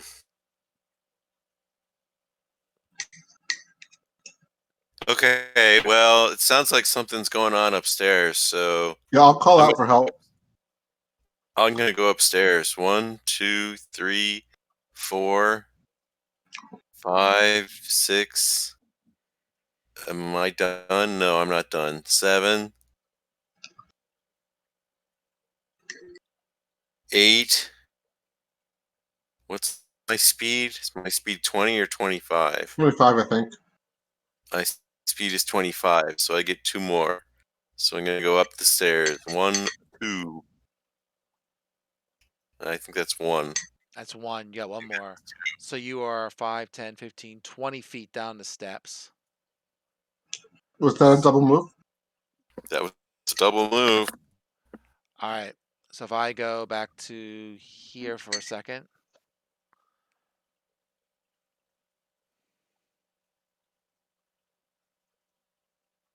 That means if I grab... Hey! Stop that. There we go. Let me have this dude. You are there. Okay.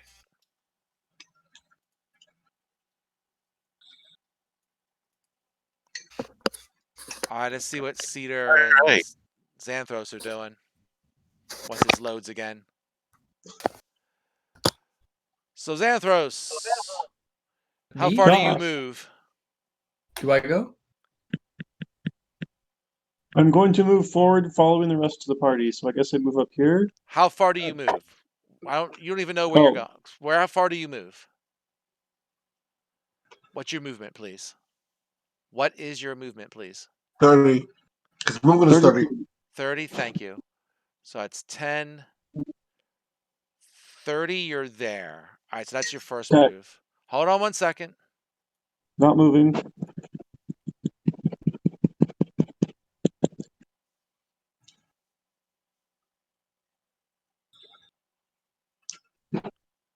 Whoop, fudge.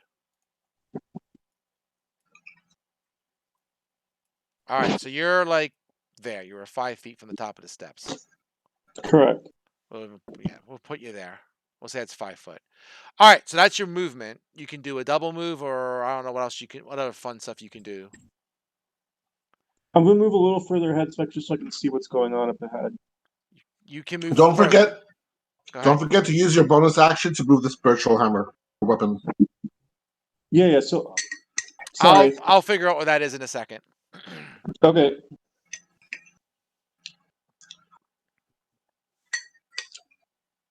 Do I have the hammer on this level? I don't think I do. I'll go back and get it. So you're gonna move further in a second move. Yeah.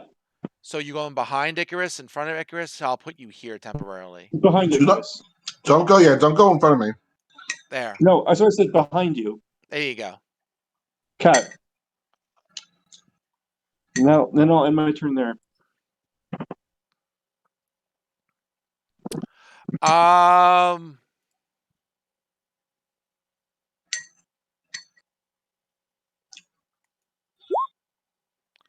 The rat tries to bite Zorhana, and doesn't really matter anyway. But I needed I think something you for him skipped to my do. turn. I Paul. did. I'm sorry. Let me go That's back okay. to the thing. You're right. I gotta move the hammer too. Let me go copy paste him.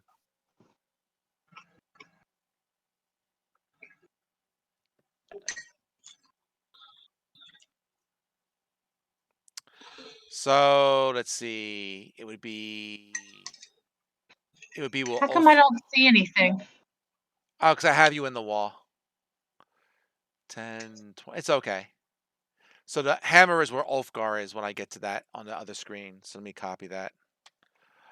All right, Cedar, what are you doing? Yeah, I'm gonna book it up the stairs. My movement speed is 30.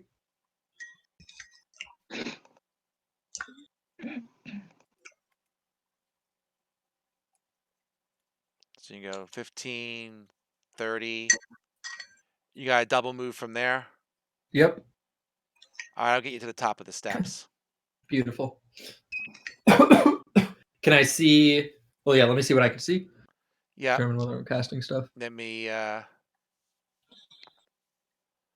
I'm going to tell Orvex, who's behind us, to come into the room and block the door behind him.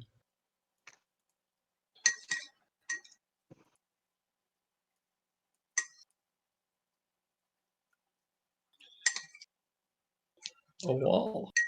Well, whoops. Yeah, sorry. It's okay. We'll say you're It's a pretty wall. somewhere around there, I guess. I don't know if you could see around or not. Yeah, I think I can. I see a bunch of whites attacking Vicky. I'm still concentrating on my spell. So I'm gonna have the fairies follow me. Yeah, I'm still concentrating. I can't cast anything anyway because I moved twice. But I'm gonna have the fairies follow me and go over this way, like this way, or just like hover above us in the thing and be ready to cast stuff. They also have a 30-foot move speed, so they'll just be behind me on the stairs for the most part. Okay. Zarhana. Yeah. You're up.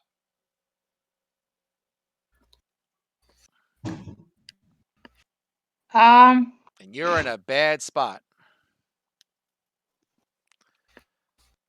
I guess I'll move. Well, you can't really move through people. You got to kill the guy in front of you first. All right, You that's can what also shove. I think. We can look at shove. Most people don't think of shove. Let's What is see. trying to do? You can make a special melee attack, shove it or knock it prone or push it away from you. You can't like pull it. You can't switch spots with it or anything. The target must be no more than one size. You're basically knocking it prone. Can you walk over a prone enemy? Push it 5 feet away from you. What? Can you It's walk probably- over a prone enemy? It's probably simpler just to kill this one guy. Sure, yeah. She's got to hit him, but yes. Smack him twice, please. That's not once. That's not going to do it. One more. It's 2 natural ones. It's time for a natural 20. One more spin. All right, do No, damage to not it. a dirty 20, a natural 20. It's an unnatural 20.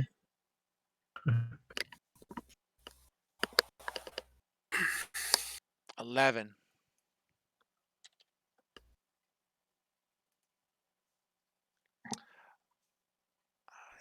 We'll say it's still bloodied. It's hurt pretty bad though. All right, let's look at some rules real quick.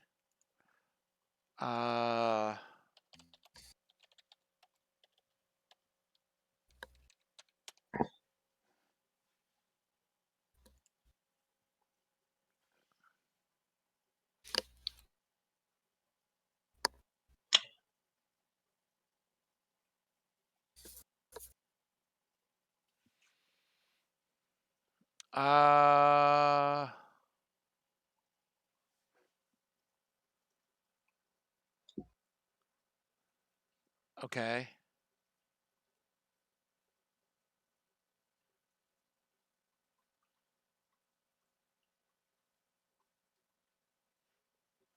Oh, well, this is interesting. Hold on, I might take it back.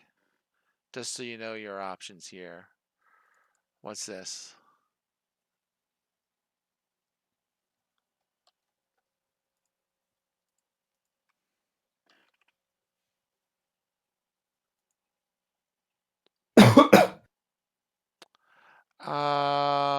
Let's see.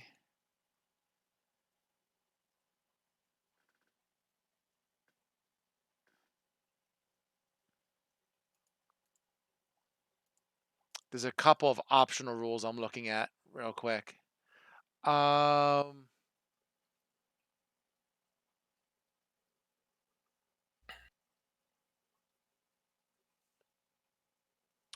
there's an optional move called Overrun, which you try to move through a hostile creature's space, compete against the creature's athletics in an athletics contest. If you succeed, you continue your movement. If you fail, your movement ends. And you have, I guess you could try to do that. It will provoke attacks of opportunity from It's going to the happen 5. anyway. I mean, True. 1 attack of opportunity is better than, or sorry, 5 attacks of opportunity is better than 10. or 6. Yeah, than 12 attacks Yeah. or 10. Yeah. Yep. Is it an action? Is this an action? Probably. What's it called? Overrun. Cool. There's also an optional rule called Tumble, which is similar, but that's using acrobatics instead of athletics. I don't know too much about movement. I mean, about like action. I never used that before, but what is? I guess you're gonna stay there. I guess.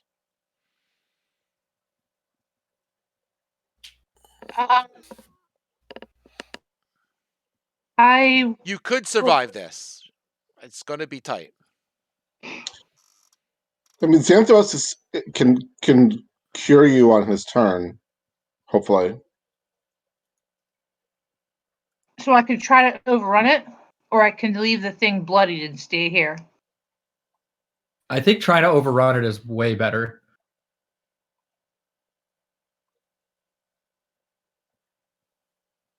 Because as soon as you're in the hallway, you're only taking attacks from one of them anyway. So you're going to take... She would probably want to move past me and Xanthos. Yeah, sure. I'll put the hit points back for a second.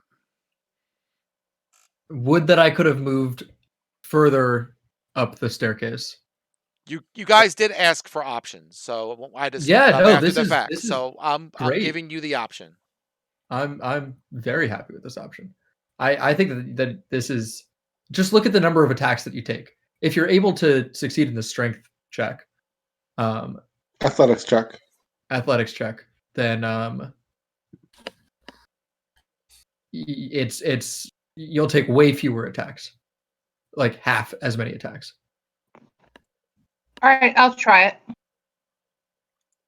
Overrun. All right. So you make an athletics check. Here it comes.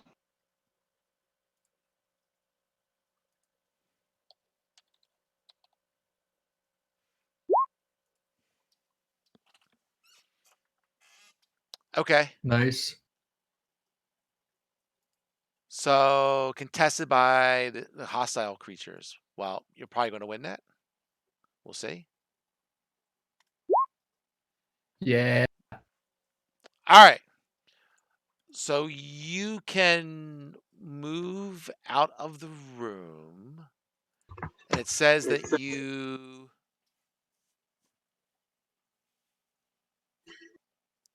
the creature attempting to overrun has advantage if it's okay, fair enough.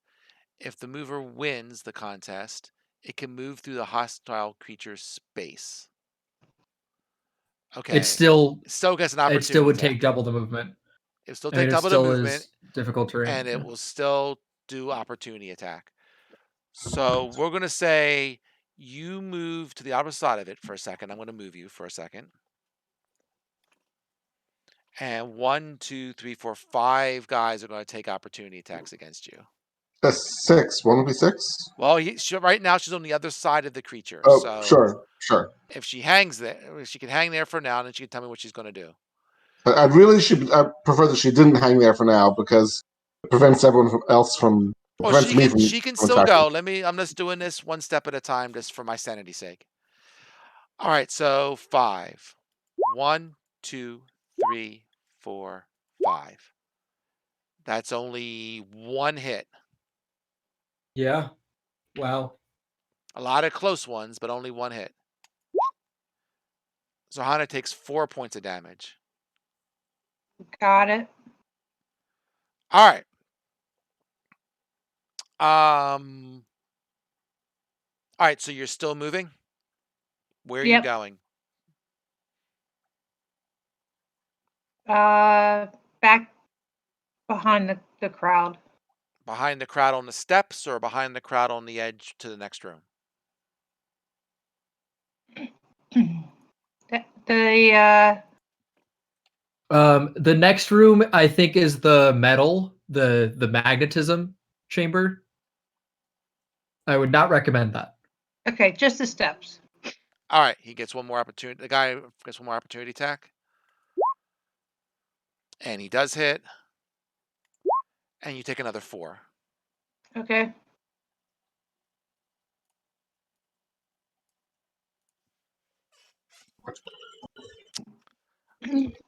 All right. You are all out of the room. The rights don't care anymore. So we can leave. Oh, beautiful. They don't try to follow her? Nope. Oh. Okay, so let's go back down to the room we have the big combat in. Yep. Can we just kill Withers, or do you want us to make rolls for that, or what? So the question, we have an hour to figure out what we want to do. Yeah, and why don't you discuss this for a second so you understand what the implications of what you're saying are? I think it might be a good idea so Withers might have things on him that are useful.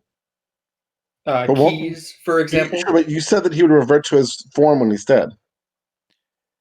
When he's when you kill the when rat the rat form, is dead. When you kill the rat form, Withers will return in the exact same state that he was before the spell was cast.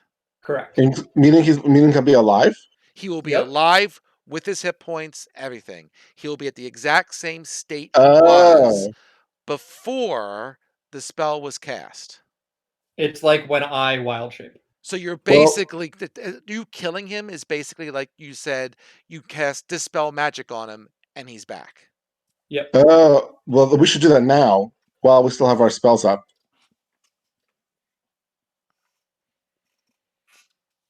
I mean, we can end the polymorph just by having Cedar stop concentrating on the pixies. Yeah, but it'll end all the polymorphs, and also these pixies can do other things too. They can cast fly. Okay, sure. They can cast detect good and evil. Sure. But dispel magic. Sure. Pretty good. Well, my point though is we shouldn't wait because like I have a 1-minute spell running, and I need to keep that up. Right. If we do want to kill him. Why would we not want to kill him? How many rounds do you have left there, Icarus? I haven't been counting. We'll say you've gone through 4 or 5. It's something like that. I think it's at least 5. Okay. Yeah, I was 5 sounds about right. I was only a dinosaur for 2 rounds. All right. So Zorhana moves down the steps. Icarus has moved down the I'm with steps. killing him. Right. These guys are gone. Boop. Orvex is still hanging around in the hallway. I got some elk around that are really pixies. We'll say Ulfgar moved down. Everyone went back down the steps on their turn. So we'll say that. Cedar went back down, right? You guys are all here. Xanthos went back down. You still have the rat. I guess Zorhana is now sitting there holding the rat. You're all going back down the steps. Do you want to end it here, or do you want to do something else? What are we doing? I don't see any reason to wait. Yeah, I think this will be short because here's my plan. I'm gonna give the bag with these 2 rats in it to Orvix. I'm gonna have the 2 pixies who are doing that concentration check go outside with Orvix, and stay out. We're gonna barricade this door. I'm gonna like hold the rat with Withers in it up, and I'm gonna tell the pixie to drop the concentration on the polymorph at my signal. We're all gonna prepare spells or attacks on this thing, so that as soon as the we'll do this in order for the sake of Icarus spell, right? Sure. Zorhana is holding the rat. So right now, at this moment, it's her turn in initiative order. You are. Let's make this easy. We are not doing it now, and you're going to take a round to everyone rearrange everything before you release it. Is that what I'm hearing? Mm-hmm. So like on Zorhana's round, I propose that she, come and stand over here, and gives the rat to me, and then readies her great axe. Okay, Zorhana gives the rat to you. No problem. Xanthos should be next to Zorhana so he can heal her. Okay, we can do that. So, Zorhana, you give the rat to Cedar? I do. Great. Can we put people's tokens in actual squares? It'll be a lot easier, I think, to understand. Yeah, position yourself where you're going. Just so I do it. Take this round to reposition whatever you're going to do.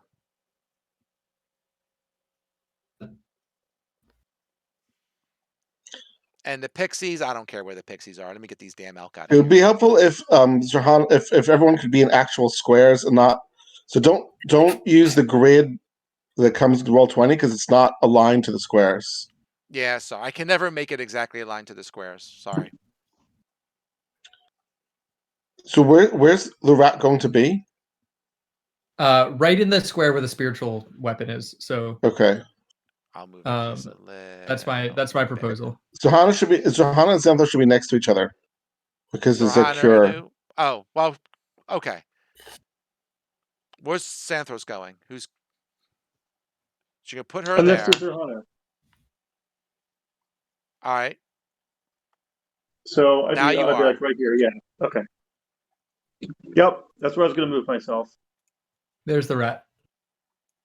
Oh, that's what that was. I was like, what the hell's that squiggle? Okay, great.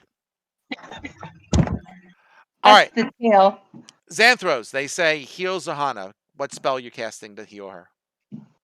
Are we? Sorry, is this? I thought the first thing we're doing is having the pixie end concentration on polymorph. I said everyone wanted to do one round to reposition and prep. So this is like your prep round, right? Sure. So on that round, Xanthros, Greg is healing Vicky. Please spin what you're spinning. Cast your spell. Okay, I'm gonna use my channel divinity. Okay. To heal up to. So I'm gonna look up see what you're doing.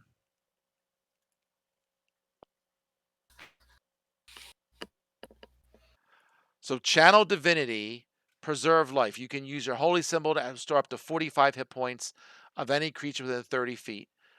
Up to a creature's. Okay, great. So you giving her the full 45?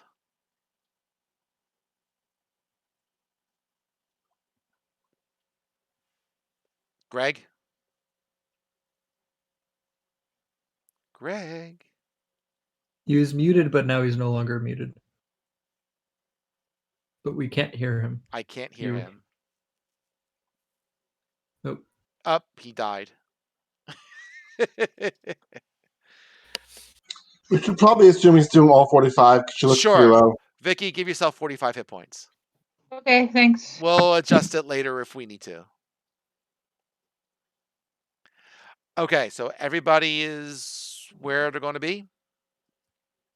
Yes, well, I am. Greg, are you giving Zorhana the full 45 hit points? What's her max HP? What was her? It's either 45 or half her max HP, whichever's higher. Oh, right. She can't go above half her hit. No, half her hit points. she can't go above. Right. Or restore up to 45 hit points divided among any creatures within 30 feet up to half a creature's hit point max. So her hit point max is 52. So Vicky, you were at what before?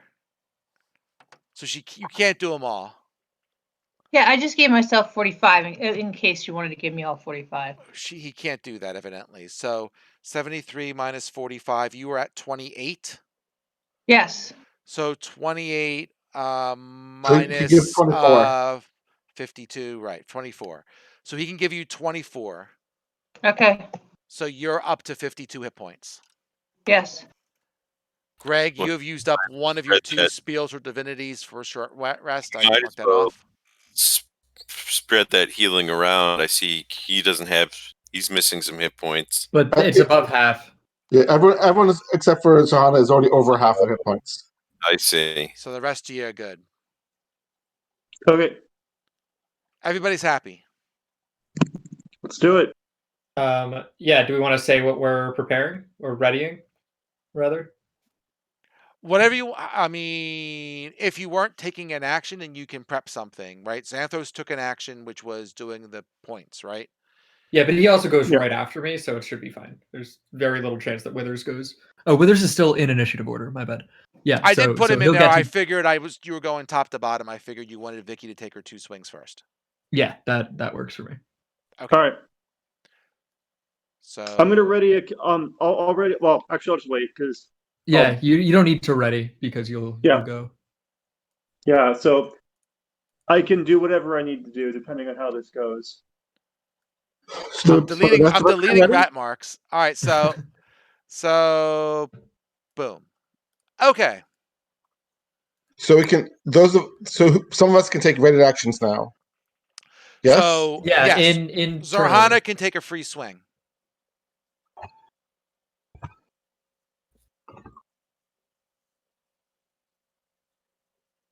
You hit, spin damage.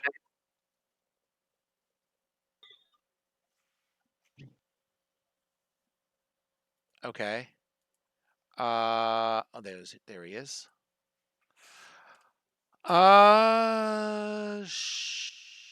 Sure.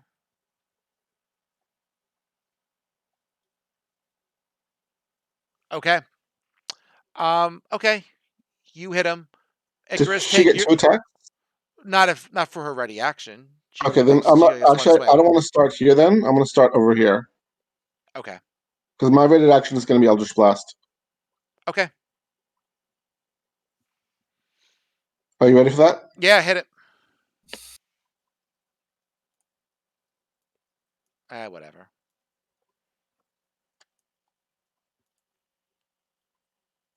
Second ray. Is the 15 hit?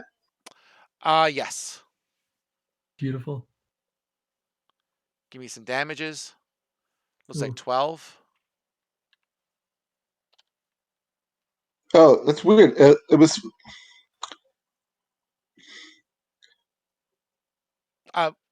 What? Is it okay? Oh, sorry. It's double printing for some reason. Well then give me what your second one is. So 15 and then 6. 21 total. Oh, I see. Roll 21 2d10 total. at this level? What was that? You don't roll 2d10 at this level? No, I get two rays at this level. 2 attacks. Yeah, I forgot that's how it scales. Yeah. So you did how much? 21? Okay. Okay. Ulfgar, what's your ready to action?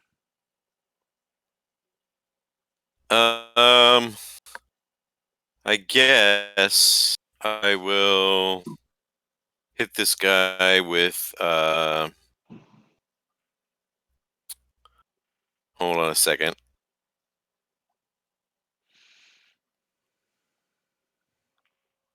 No, I won't do that.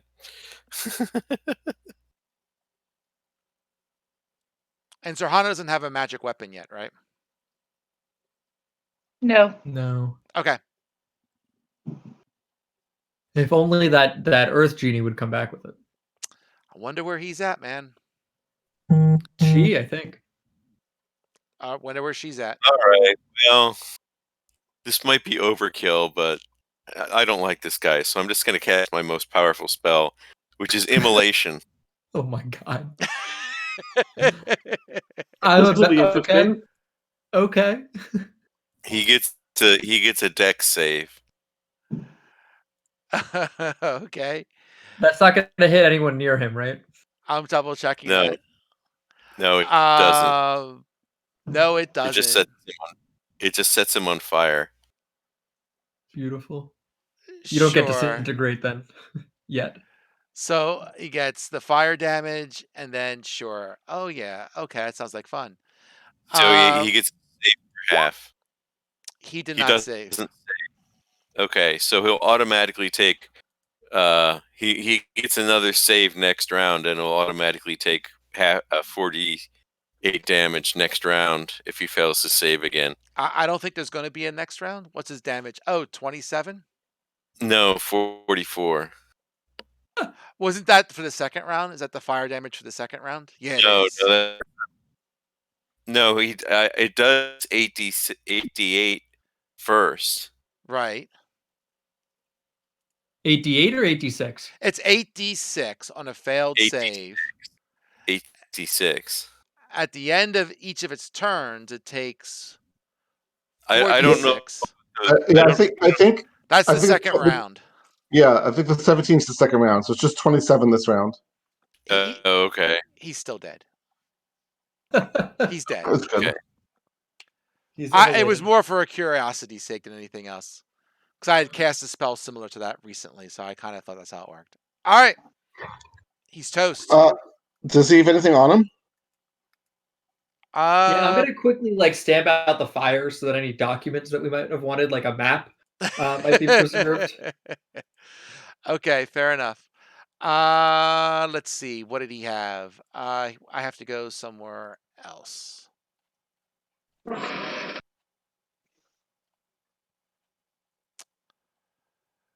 Sure. You find.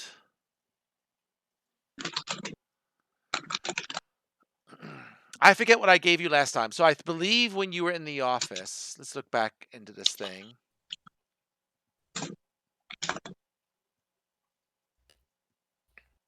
Right, that you guys got, yes, you got the history of Omu, right? Yes. Yeah, that sounds right. Yep. It's on Seth pasted it on November 14. Yep. You also got the note. That's good.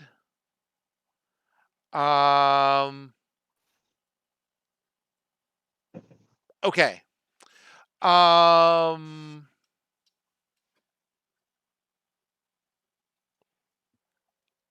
just making sure I'm reading back in time from 3 weeks ago. That seems to be all of it. I suspect you have a manual of clay golems Cool. that he has on him.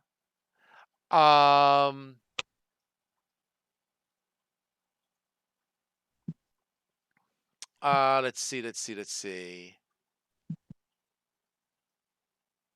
How well do we search his office? Pretty well. Hmm. so the note. He Go ahead, Paul. also has. I'm just kind of reading through here. Oh, here we go.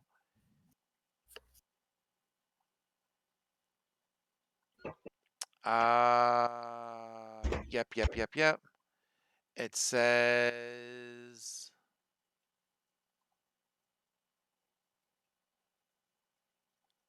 There's also a spell book.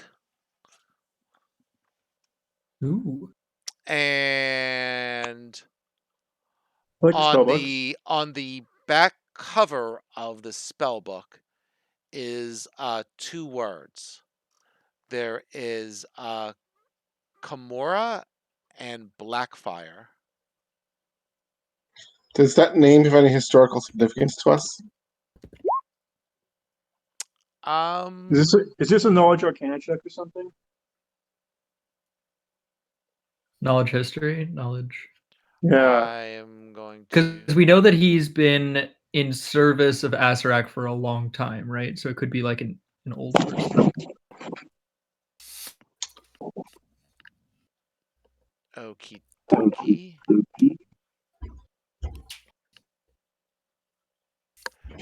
It doesn't ring any bells offhand. So the note mentions a device to feed the creature that they're working on. I'm guessing that's the device in this room. Can we take a look at that? Sure. There's also on him one more thing. This before I forget. He's also wearing an amulet that has a skull on it. Wasn't there a mask? Didn't he have a mask on? He does have a mask on. The mask doesn't seem like anything special. Okay. The amulet though kind of glows. It's all black. It doesn't look like it's. I'm sorry. The mask. The mask. Is it worth anything? Oh no, it's not. Okay. I think we're about to do a short rest. We'll find out what the amulet is at that point. Sure. Yeah. I imagine it's like some kind of controlling thing, or it allows him to talk to Asarak. So the device? The device, certainly. Is that this thing? Looks altar-ish. We'll say, let's see. They describe it as an iron contraption, right? Which doesn't really help. So, it's almost, I guess you could think of it as like the kind of like the cylinder from Captain America when they made Captain America, right, in the movie. So it's like a cylinder that you can put a creature in, and you would guess that out eventually pops one of these tomb guardians, right? Right. Can we destroy it? Sure. Well, can we search everything first? Sure. You can do that too. I will search. I'm gonna search this thing first. What you said it was an altar thingy to create the golems? Does it have any drawers or no? It's just the thing itself is just like somehow they put him in this cylinder, and it's like it's like right? the thing, not the thing. It's like the fly. The fly, sure, right? I was using Captain America, kind of whatever you want to use, right? Sure. Yeah. Yep. I'm sorry, I was not listening. I was trying to think about what to do with this necklace. No problem. Okay, yeah, but I'll search the rest of the room, look through the drawers, the rest. You also find on one of the tables a lantern that seems to be something special. Cool. Well, once we're done searching, we should destroy this device and then take a short rest. Okay, you can do and that. Then we can identify the lantern and the amulet when we rest. Sounds good to me. Well, if we rest in the middle of our rest, the other 2 rats are going to return to their polymorphed form. Oh, that's true. We can dump them somewhere. Can we, for the sake of brevity, say that we spend an hour dealing with them and then actually spend that hour next session? What? So we spend an hour dealing with them before our short rest. What do you mean dealing with them? I don't know. There are plenty of places in this tomb where we could throw them that will result in their certain death. For example, the blood or the wine chamber. Once we trigger the effect, It's up to Paul. I mean, we'll see what happens when you get there. I mean, you could end up walking there, and that doesn't mean they're going to set it off. I mean, I don't know. Can we just We'll say that just we say destroyed? we'll just say you kill the rats. Also use them to test for traps in places that we haven't yet explored. Well, if I'd you're going rather to have a short short rest, they're going to end up polymorphing Yeah, back. Well, that's what I'm saying. Is like the short rest. The short rest is more important because we'll be ready for something. Whereas if we start exploring without the short rest, then we won't be as ready. Yeah, that's fair. I'm still like ready enough, so I'm happy to like even do it myself. I just don't want to like I don't want us to have this discussion now. I'm happy to have this discussion next session. I don't want you getting caught by something when you're on your own. I can turn invisible. Even so, that's fair. You could run into trouble. Could also it's like the marginal benefit of having 2 rats that we can use to throw around. I think is also the benefit of having 8 pixies who can still cast a lot of stuff.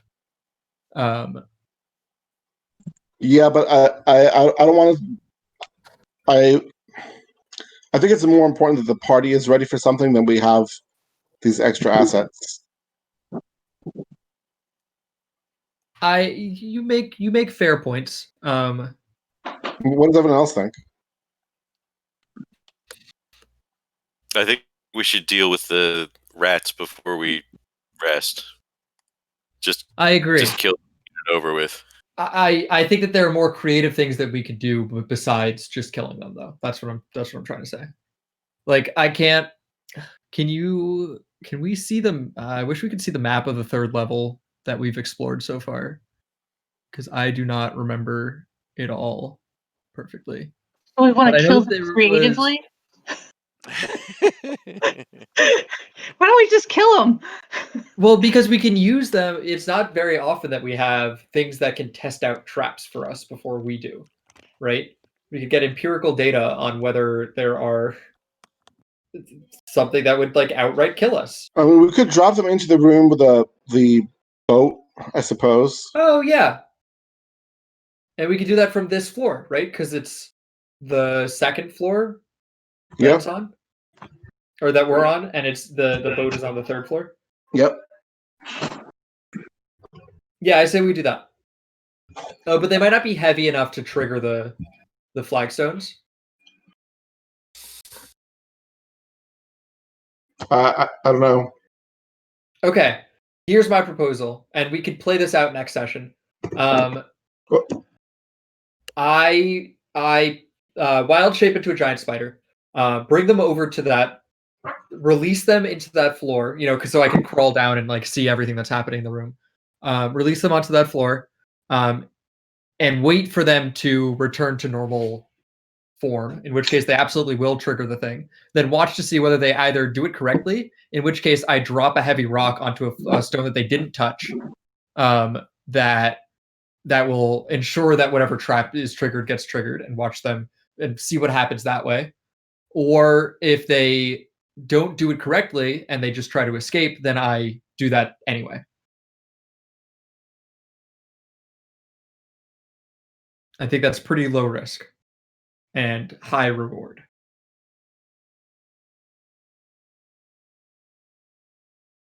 Well, if we're not resting, we may as well do it.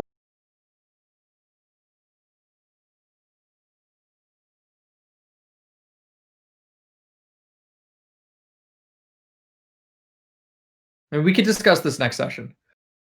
Are we ending in here? I was assuming that was the conversation. I mean, my experience is that there doesn't seem to be any discussion that goes on between sessions, so I don't think there's a real benefit to postponing the discussion. Sure. Well, that's my proposal for what we do. Okay, so let's destroy this machine and then go down to the room with a shaft. Yeah. Except I think you and I, do you still have Devil Sight? Yeah. I think we'll be the only ones who can see through that darkness in the hole. It's fine. I can also do this while you destroy the thing, if that takes time. But that's only for flavor. It's not actually like mechanically relevant. Unless we think that destroying it will take upwards of an hour or close to an hour. Paul, you got all that? Did you You're on possibly? mute. Paul, you're on mute. Thank you. So you destroy some stuff. Great. Now you're not going to short rest, and you're all going to Right. head back to the room with the devil's head. No, the room with the shaft that goes down. Yeah, it's the devil's head that Right. has There's stuff a over it. green. There's a green. Oh, sure, on the floor. Yeah, yeah. All right. So that's what everyone's doing. Everyone's cool with this. Yes. Sure. Cool. So do you want me to just kind of warp you there? Let me see if I spend any random monsters. 1 second. There are random monsters in this tomb. Sure. There's other guys around. So this is why I propose doing it as an invisible giant spider. It's best for us to stay together. Even if we want to run into some random monster. All right. Okay. So I'm going to say the spiritual hammer. Whoops, 1 second. The spiritual hammer is certainly gone by now. Yeah, it's been a minute. So let me kind of get It's you been a guys lot more than a together. minute. And I can walk you. I can speed. Whoop, fudge. I can speed walk you over there. 1 second. Yeah, kind of. Boop. I think I put her in the wall. There you go. Great. I'm gonna turn into a giant spider, turn invisible, carry the rats with me. Also, in one of my other many legs, carry a, I don't know, do we have a bag of something relatively heavy that I could just throw on the ground and be certain to trigger a trap with? I don't know. Do you? I'll fill up a sack of water. I'm sure we have something that will work for that. Or a bundle of chains from any one of the rooms with chains in them. Or a part of the machine that we just broke. How about that? Okay. So you have part of the machine. You have the rats in a bag. Yep. You're a spider. Yep. You're going down to the next level. Yep, I'm gonna crawl in because I have climb speed. I'm gonna drop the rats onto the floor. At the boat, and I'm going to tell the pixies to release the polymorph.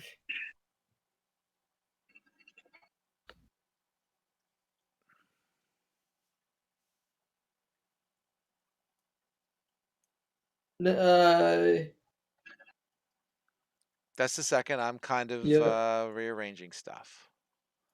Sounds like fun.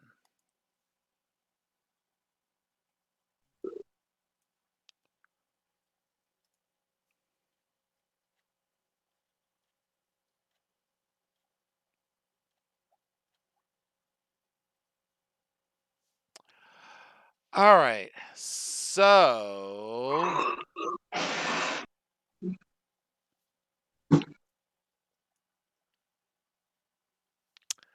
so let's try to remind Idea. myself, what spirits do each one of you have? I have Moa. I can't tell lies. So I there's have Papa Zola. I have Wongo. I have Nang Nang. okay. Ooh, Does we're almost Vicky have all any of spirited them? up. No.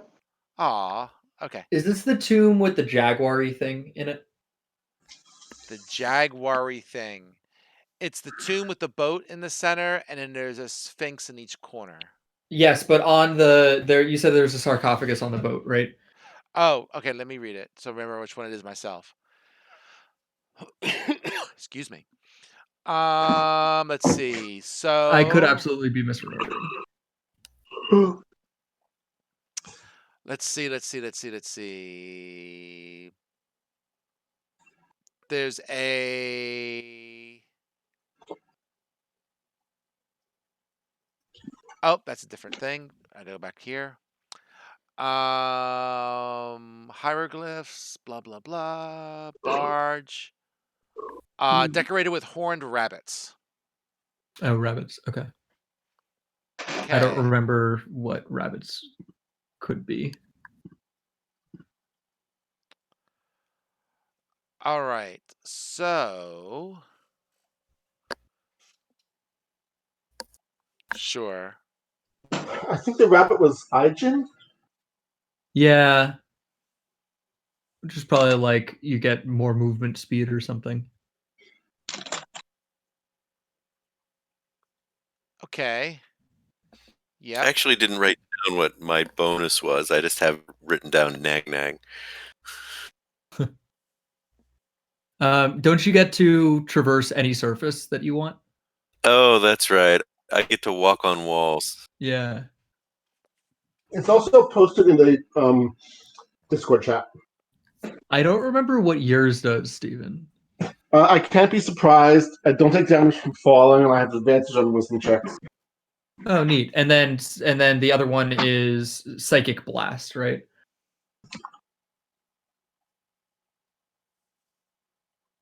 I don't know what the other Okay. what. I don't remember who Zen has it does. or what it is, but I think Somebody's got that. yeah. So I want to make a note. So the dwarves are going to appear on the center of the or I'm going to have them be released on the barge. But then I'm going to have the fairies all cast Phantasmal Force, first on the first one until it hits, and then on the second one until it hits. And I have 7 casts, because one already did it. And I'm going to have them create something that the dwarves are scared of. That's on the other side, or that's like coming out of the hole where I am, the spider. Remember, these dwarves aren't undead, so they may not be scared or anything. Phantasmal Force doesn't work that way. It's going to deal damage to them, but I want that to be like something that they're going to like try to escape from. That's a good point. Give me 1 second. I forgot that they were undead. I did not, because if we ever do fight a human, we get to make use of that.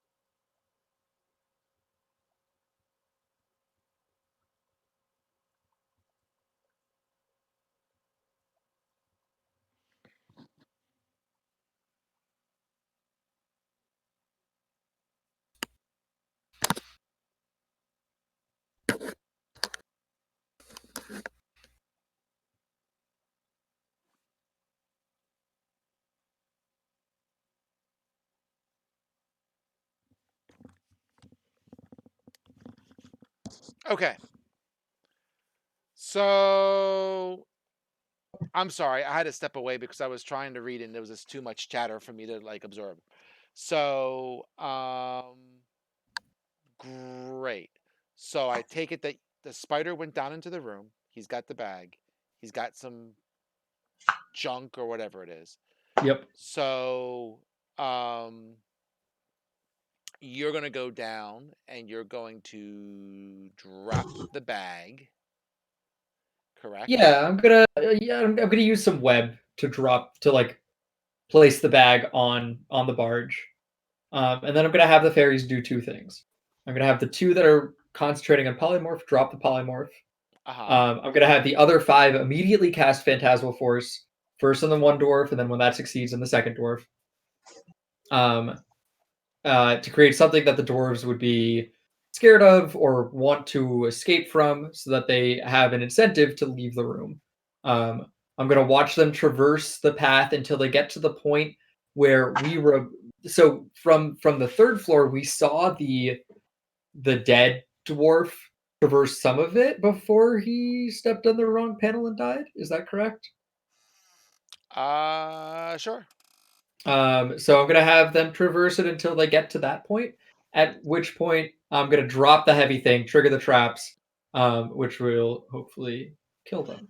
Now, obviously, this is not necessarily going to work out the way we're planning, but right. But I imagine there are already dwarves roaming around these halls. It's not going to be a huge deal if 2 more of them join them. I'm not worried about them getting away so much as just, like, for example, they might be immune to the effect, or they might just, like, not know what's going on, just stumble around and get killed, or I don't know. Yeah, We'll I feel like it has the potential to have a good outcome where we learn the path of this puzzle without having to figure it out. And in the worst case scenario, the dwarves escape and it doesn't end up being much different for us. But I don't really see the scenario where the dwarves escape. All right. So you... Okay. So what the heck am I going to do here? So let's see what we're going to do. So we're going to go... Are you guys even on this level? Let me see. Were you on the level below somewhere? You probably are. Yeah, because we went down there. In fact, that's how we got to where we are now.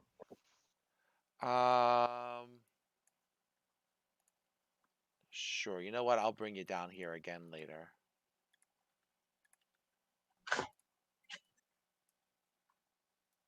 I do think it'll be a good idea to, because we went up on the staircase, right? We didn't go down on it.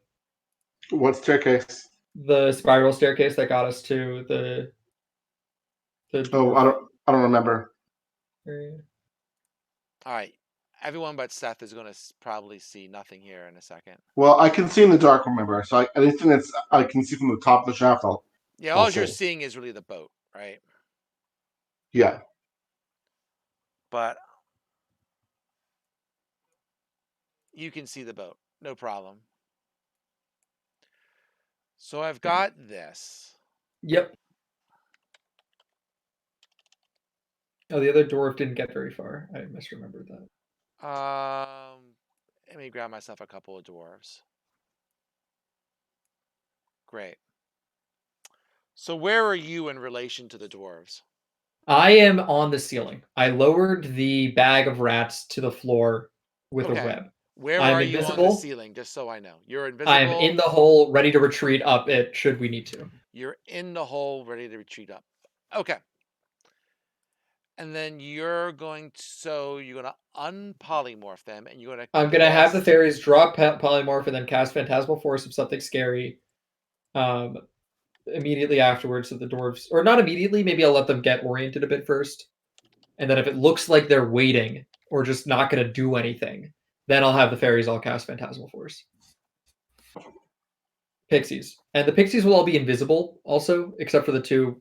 Yeah, as soon as the 2 drop polymorph, they can use an action to go invisible. It's not casting a spell. So I'll have them all just be invisible. Also right near the hole or in the hole if possible. Okay.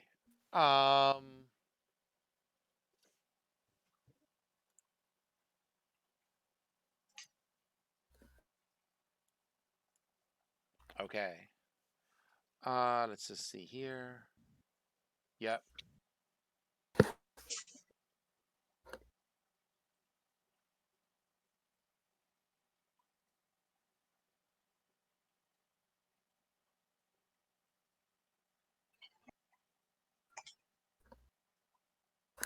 Okay. So you're going to cast Phantasmal Force on them. So they going to get some sort of save, right? Yeah, it's I believe an intelligence saving throw. Yeah. I'll put it in D&D Beyond. It is. I got it. I've already been reading. Only 7 of them can cast it. One of them already did. Only 7 of them. Okay. But they're only going to do that if the dwarves don't seem to move off the platform. If the Okay. dwarves So you move off the unroll it, platform, they do not move off the platform. okay, cool. Then yes, they will cast Phantasmal Force. Okay. Oh, never mind. This spell has no effect on undead or constructs. I'm an idiot. They will not cast Phantasmal Force. Okay. They will not be there. The dwarves just do nothing. They just sit there. The dwarves, they are not moving from that area. Great. I'll cast Confusion on one of them. Does that affect undead? Let me find out. It doesn't say it doesn't. Okay.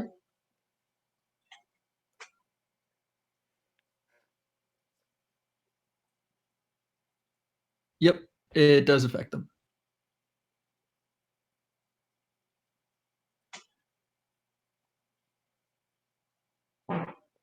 So, okay. And I'll wait for them to do something. Confusion, 10-foot area, they get a save. Yep, it's a wisdom saving throw this time. Yep. Well, one of them failed probably. What's your spell DC? Pixie spell DC is pretty low. Oh, it's actually 12. It was the pixies. Yeah. I think it's 12. I think they made it. Cool. Then a second pixie will cast Confusion. Oh, you got 10 of them. That's got a bunch of them. All right, sure. Seven of them. I'm also sorry. Just to be clear, I have 8 of them.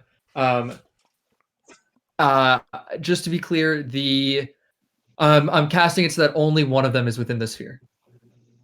Oh, okay. Fair enough. So only one of them. You got it. So let's spend some more. So, so if you're always doing that, then I take it that's 2 makes. What? So the confusion, you're only trying to confuse one dwarf. Yes, it's so that if that dwarf starts wandering around, maybe the other dwarf takes him and like moves out of the room. Okay. So did the first pixie cast it on 2 dwarfs? No, only on one. All right. So that's it'll 2 saves. yes. Yep. Okay. So we'll go to a 3. third one. Yep. All right. The third one. All right. So the third one probably looks like that's a miss. Great. So confusion, we roll a d10. Yeah. Oh, well, That's we a both 10. The creature can act and move normally, so it does nothing. Okay. But then, so that's one round. Then there's another round of confusion. So sure, but 1 second. So at the end of its turn, it can make a wisdom saving throw. So Yep. you have, so you cast it. It was, so he casted it. He was confused. He didn't move. He gets a save. Yep. And this is wisdom. Yep. There you go. All right. He's still there. So he's still confused. The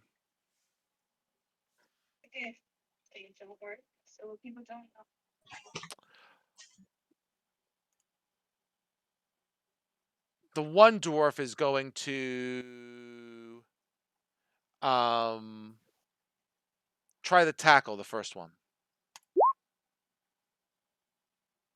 Great. Dwarf fight. We sure we don't want to handle this next session? I'm happy to keep going as long as I want. I just don't want to feel I'm happy to people keep going. are stuck here. It's all because of good. me. Okay. Okay. So he does not. Roll your D10 again. Cool. Does not what? Does not tackle. It didn't tackle him. 2. Does not the move or creature take doesn't action. move or take actions this turn. Great. Oh, he's still confused. Great. I'll roll it again. We'll say A this time 7. the one dwarf is subduing the first dwarf.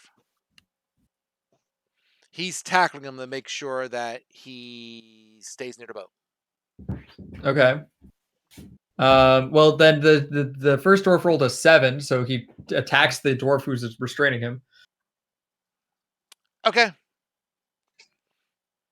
He can do that. He hits once. He takes 3 points of damage. Okay. I'm gonna call this one. I'll call this one the confused one, and I'll give this one 3 less damage.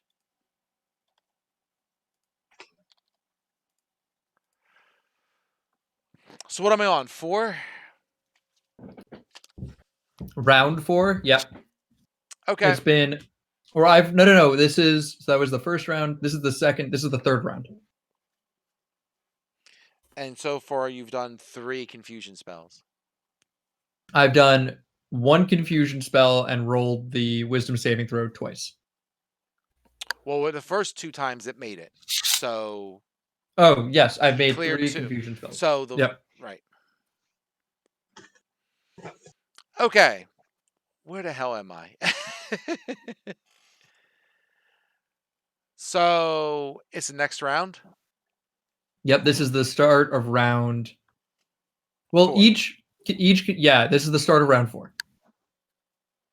Nope. This is the start of round 3. Confusion spell was the because first round. The first time it moved an act normally. The second time it didn't move. The third time it did a melee attack. So he's done 3 confusions. Oh, you're right. I'm looking at the wrong thing. Yep. This is This is confusion the start of the number 4th 4. round. You're totally right. Thank you. Okay. So order of operation. So he was tackled by the other dwarf. He hit the other dwarf. I've lost track of where I am. So those are the 2 longsword hits. Okay, fair enough. That's the damage. So now he tries to break it. Because it's after he did the thing, right? Great. Mm-hmm. Okay, he's saved. Okay, so then another fairy will cast confusion. And try. Yeah, we should try getting both of them in case, so we don't have to deal with one stopping the other one from moving. Sure. All right, let's do 2. So this is the fourth confusion.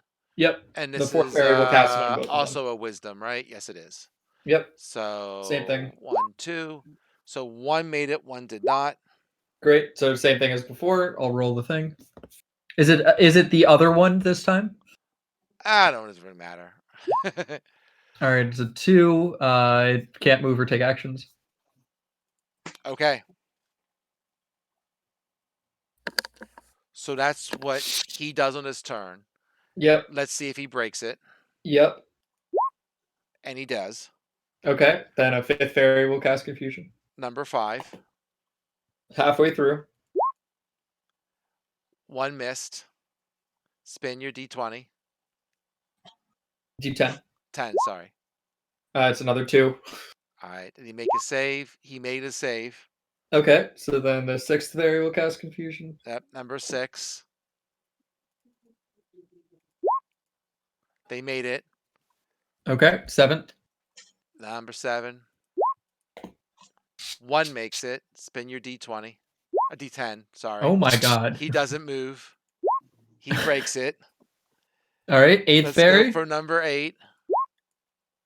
1 Seth, makes it. I don't think this plan's quite working out the way you wanted it to. He doesn't move. You know what? I wasn't expecting to roll 4 2s in a row. He breaks it. Number 9. I don't have 9. I only have 8, so I'll drop the thing, and we'll see what the trap is in this room. You drop the thing. Great. On what glyph do you drop it on? What space? Oh, that's a great question. Let's go with this one. All right. So there was a picture of this before. Yes. And let's see if we still have it. I guess actually the space that I drop it on might depend on the picture. So let's look at the picture. Let's see if there's this picture. I thought I gave it to one time. I don't see it. If I don't see We it, might not have pinned it. I remember doing it. There it is. There, yeah, I found it. Did you pin it?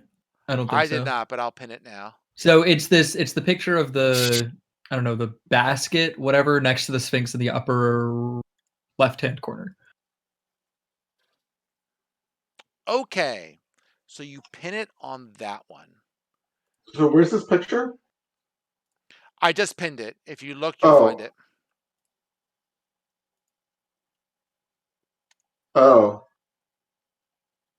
Didn't we have some information about what these runes meant? So The now vulture is the first step, Cedar- is the only one that we have. Cedar is over there in the left corner. I of am the room. not. I'm going to chuck it so that it goes over there and then retreat up the hole. I am not staying in the room after I trigger the trap. And if it doesn't hit it exactly, and I'm happy to roll to see where it might hit it, then that's fine. But I am not endangering myself to make this happen. If yeah. So as a spider, you're trying to chuck. How Okay, heavy is this? Here I have a better way. It's heavy, at least enough for a person, and you're a I giant will. spider. Yeah. I will use my webbing. Okay. To affix it to the ceiling over that corner of the room. Well, screw it. If you're coming, you're still invisible, right? Yep. Okay. So the thing is invisible while you're sticking on it. Fine. Yep. As soon as I leave it, it'll be as if a thing hanging from webbing appears in the corner of a room. Yes. Yep. Okay. Unless the fairies could cast invisibility, I'm not sure that they can. So you have this. They cannot cast from invisibility. The ceiling. Mm-hmm. And then what are you doing? So it's hung from the ceiling. Great. You got a piece of web hanging a piece of metal. Yep. That's roughly human, humanoid weight hanging from the ceiling. Great. Yep. No problem. Now what? So I'm going to have strung it up so that there's a bunch of webbing that's attached to it that's still that I'm holding, which means that theoretically that webbing is still invisible. It becomes unclear. And then I'm going to pull it to release the metal.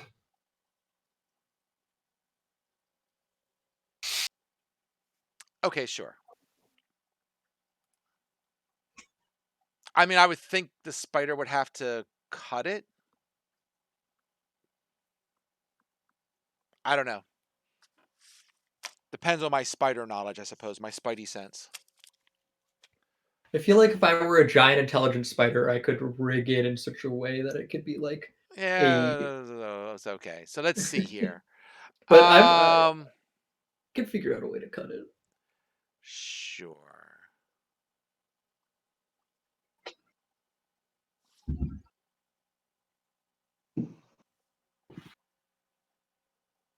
Okay.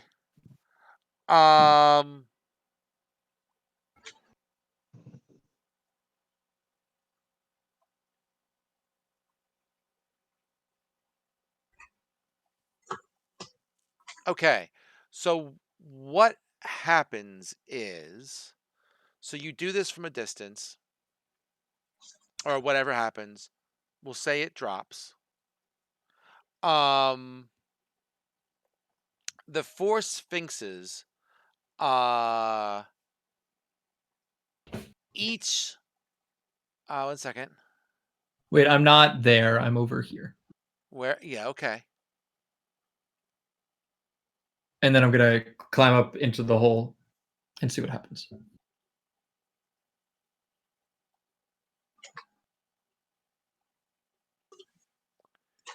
One second. I see. Okay.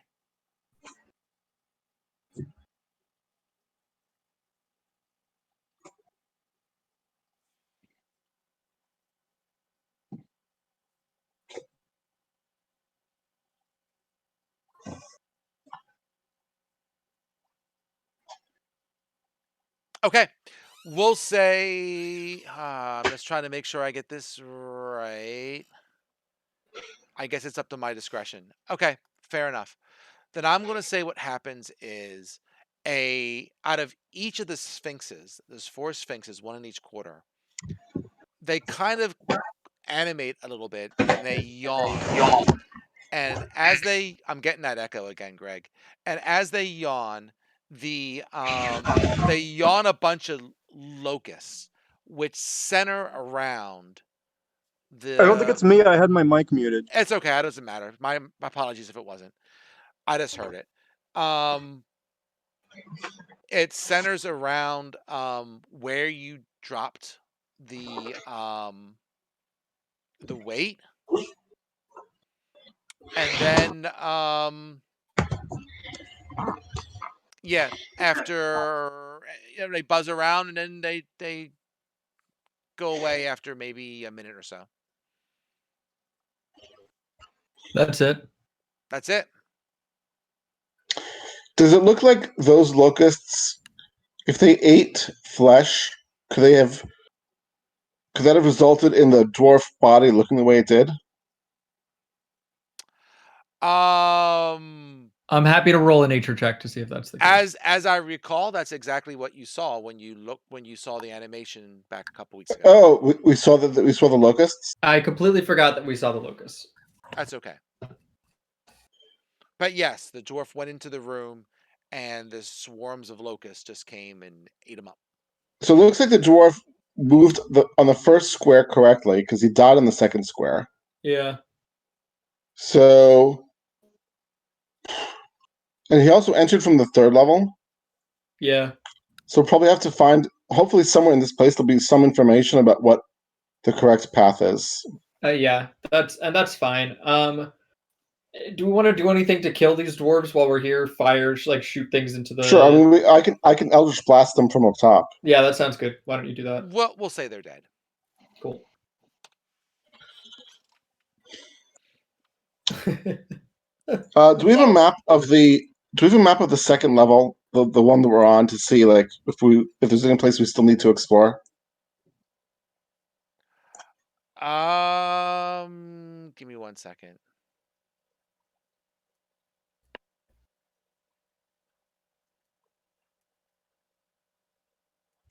Well, I guess we still have I will say, as far as you know, there is nothing else that you have explored. You have gone through every passage that you can find.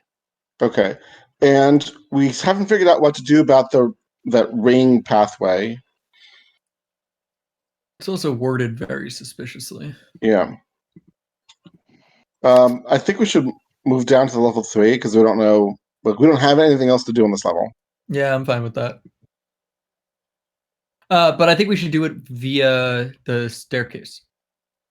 I'm sorry, the spiral staircase, as opposed to the square spiral staircase.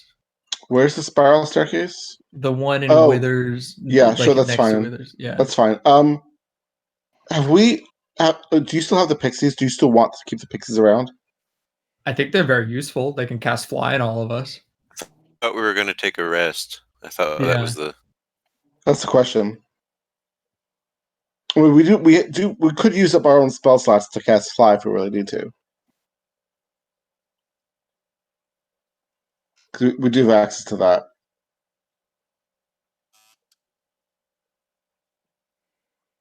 I'm okay with that. Okay, so Paul, we're going to take a short rest, Okay. and we'll use that to identify these 2 items we found. Sure. So let me do my webpage Vicky, gymnastics. you can heal up using whatever slots you have remaining. Right? 'Cause I don't Right. know how many dice you have left. You might have got them all back, because I think you long rested some time ago. I don't know if you've used I don't dice know. since then. I still have a whole bunch of hit dice marked off. So I Oh, think well then I don't know what she's got left. I can see what she has marked left. You still there, Vicky? Sarhana? Oh, Did we lose her? She has all of her hit dice left, is what I sure. see. Before we rest, actually, I can use Ghostly Gaze somewhere. Do you have any spell slots left? It's not a spell. It's a invocation ability. Okay.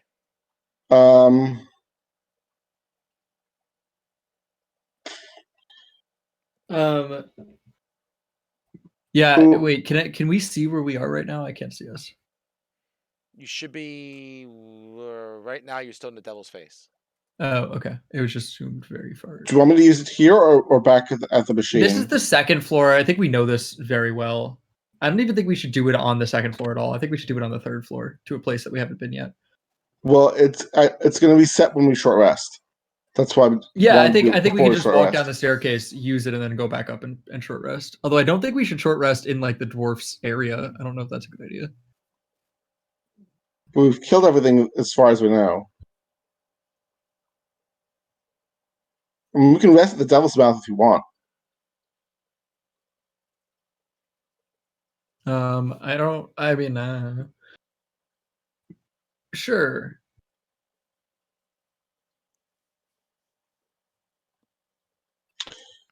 Okay. So you're gonna rest. You're gonna rest there. So no, not yet. Because again, before we short rest, I want to ghostly gaze because it's going to reset. Is this the stairway down to the third level? Yes, it spirals down to all the levels that you can see. Oh, sorry, where my token is. Yes. And how far down is the next level? I can check, but I think it's like 30 feet ish. I mean, it's a staircase level down, right? It's let's see.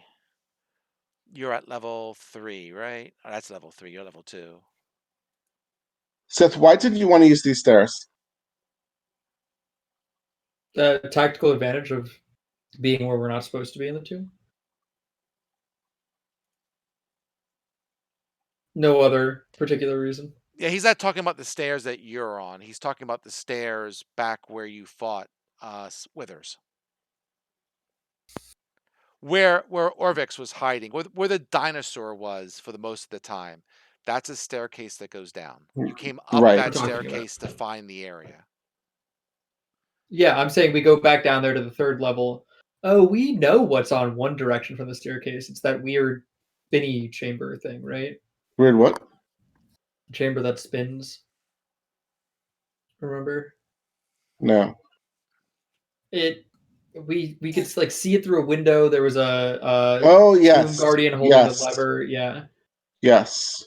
But if I remember correctly, we went in order to get there. We had to like pass through like a really skinny place. Yep. And like we went through the door or like the secret door that got to that area before we did anything else on the third floor. So we can use the gaze to like. Sure. Does that, Paul? Do you know what Seth's talking about? I do. Was there anything? There was nothing we needed. No guardians we needed to get past. When we visited the previous time, right? When you visited the floor previous, we killed the guardians that were attached by a chain. Correct. And I think that was it. Correct. Okay, so I want to go back to that spinny chamber with a window. Sure. So you go down the steps, past the 2 guardians that you had to kill. There was a secret door that you went through, and there was a gold skull, I believe, on a pedestal. And yeah, we couldn't reach. No, you couldn't. No, we didn't want to. It was too weird of a position. Oh, okay, sure. I thought it was trapped. Yeah, you're free to go check it out if you want, but he was. Okay, we're gonna go there. I'll use my ghostly gaze just to look around and see if there's anything we might have not seen the first time. Let me see what your ghostly gaze does. I'm less. It lets me see through solid objects to a range of 30 feet. I would like that intersection. No, that's where the stone golems were.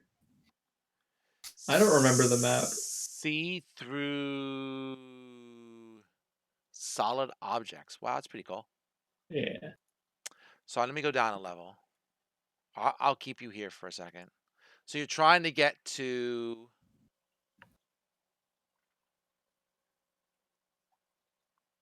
So just you are going, right? So you're going down the steps. Well, the rest of the group will be nearby. Okay. So you go past the skull. You still don't touch the skull. Right. I'm You not go. touching anything we didn't touch the first time. Fair enough. You go down the thin passageway, right? You're in the room with there's the golem that was holding the switch for the spinny thing, right? Yes. Do you want me to take you down there and have you go through the whole thing? No. I don't think that'll be necessary. Okay. So now you're trying to use ghostly. Are you doing it in the room with the gold skull, or are you doing it in the room? Which room are you doing it in? I mean, I should be able to do everything in that area because I just need to walk around. Yeah. Yeah. How long does it last? A minute. Oh, yeah, I would do it like once you get down to the 3rd level. No, so this is before the short rest, which is why Yeah. I want to do it before we go to the 3rd level. That is the 3rd level. You're on the 3rd level. Oh, sure. That's fine then. Yeah, as soon as you go down the spiral staircases or the whichever staircase you're using.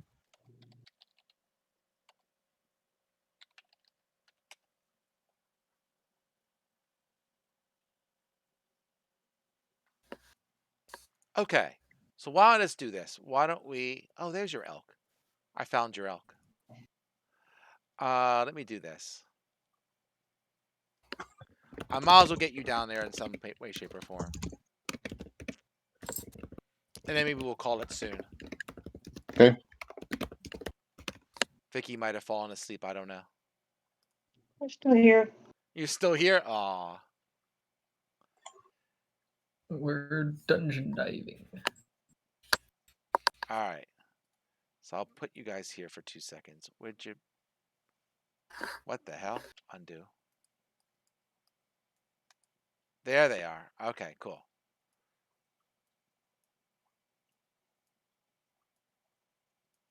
Put you guys in there. Where's Steve? Steve, man, I got everybody but you. What happened to you? I'm at the same position I was before. I know. I missed you on a cut and paste or something somehow. Where are you? Oh, that's why, because you're down there. Copy.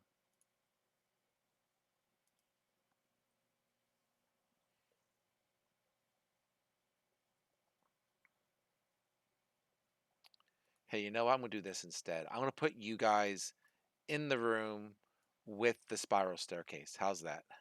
Okay. So at least they're close by.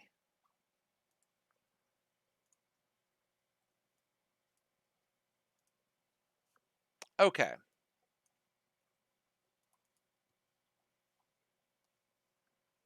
Now you're asking, what do you see in 30 feet from where you're at? Yes? Right. Yep. Sure. And is that narrow passageway going off to the right? Yes. So I want to go down there also to look around. From where you see, right? Mm-hmm. To the north, you see the spiral staircase that everybody is Yep. standing on. To the west, you can see the passageway going east, I'm sorry. Going east and north and then west to get to the room where the skull is. Right. Okay. You see to your south what you kind of see here a bit. You see you're looking through what seems to be a window, and so is the golem, right? Looking down into a passage that's looking into a room. Okay? It's kind of funky, but that's what it is, right?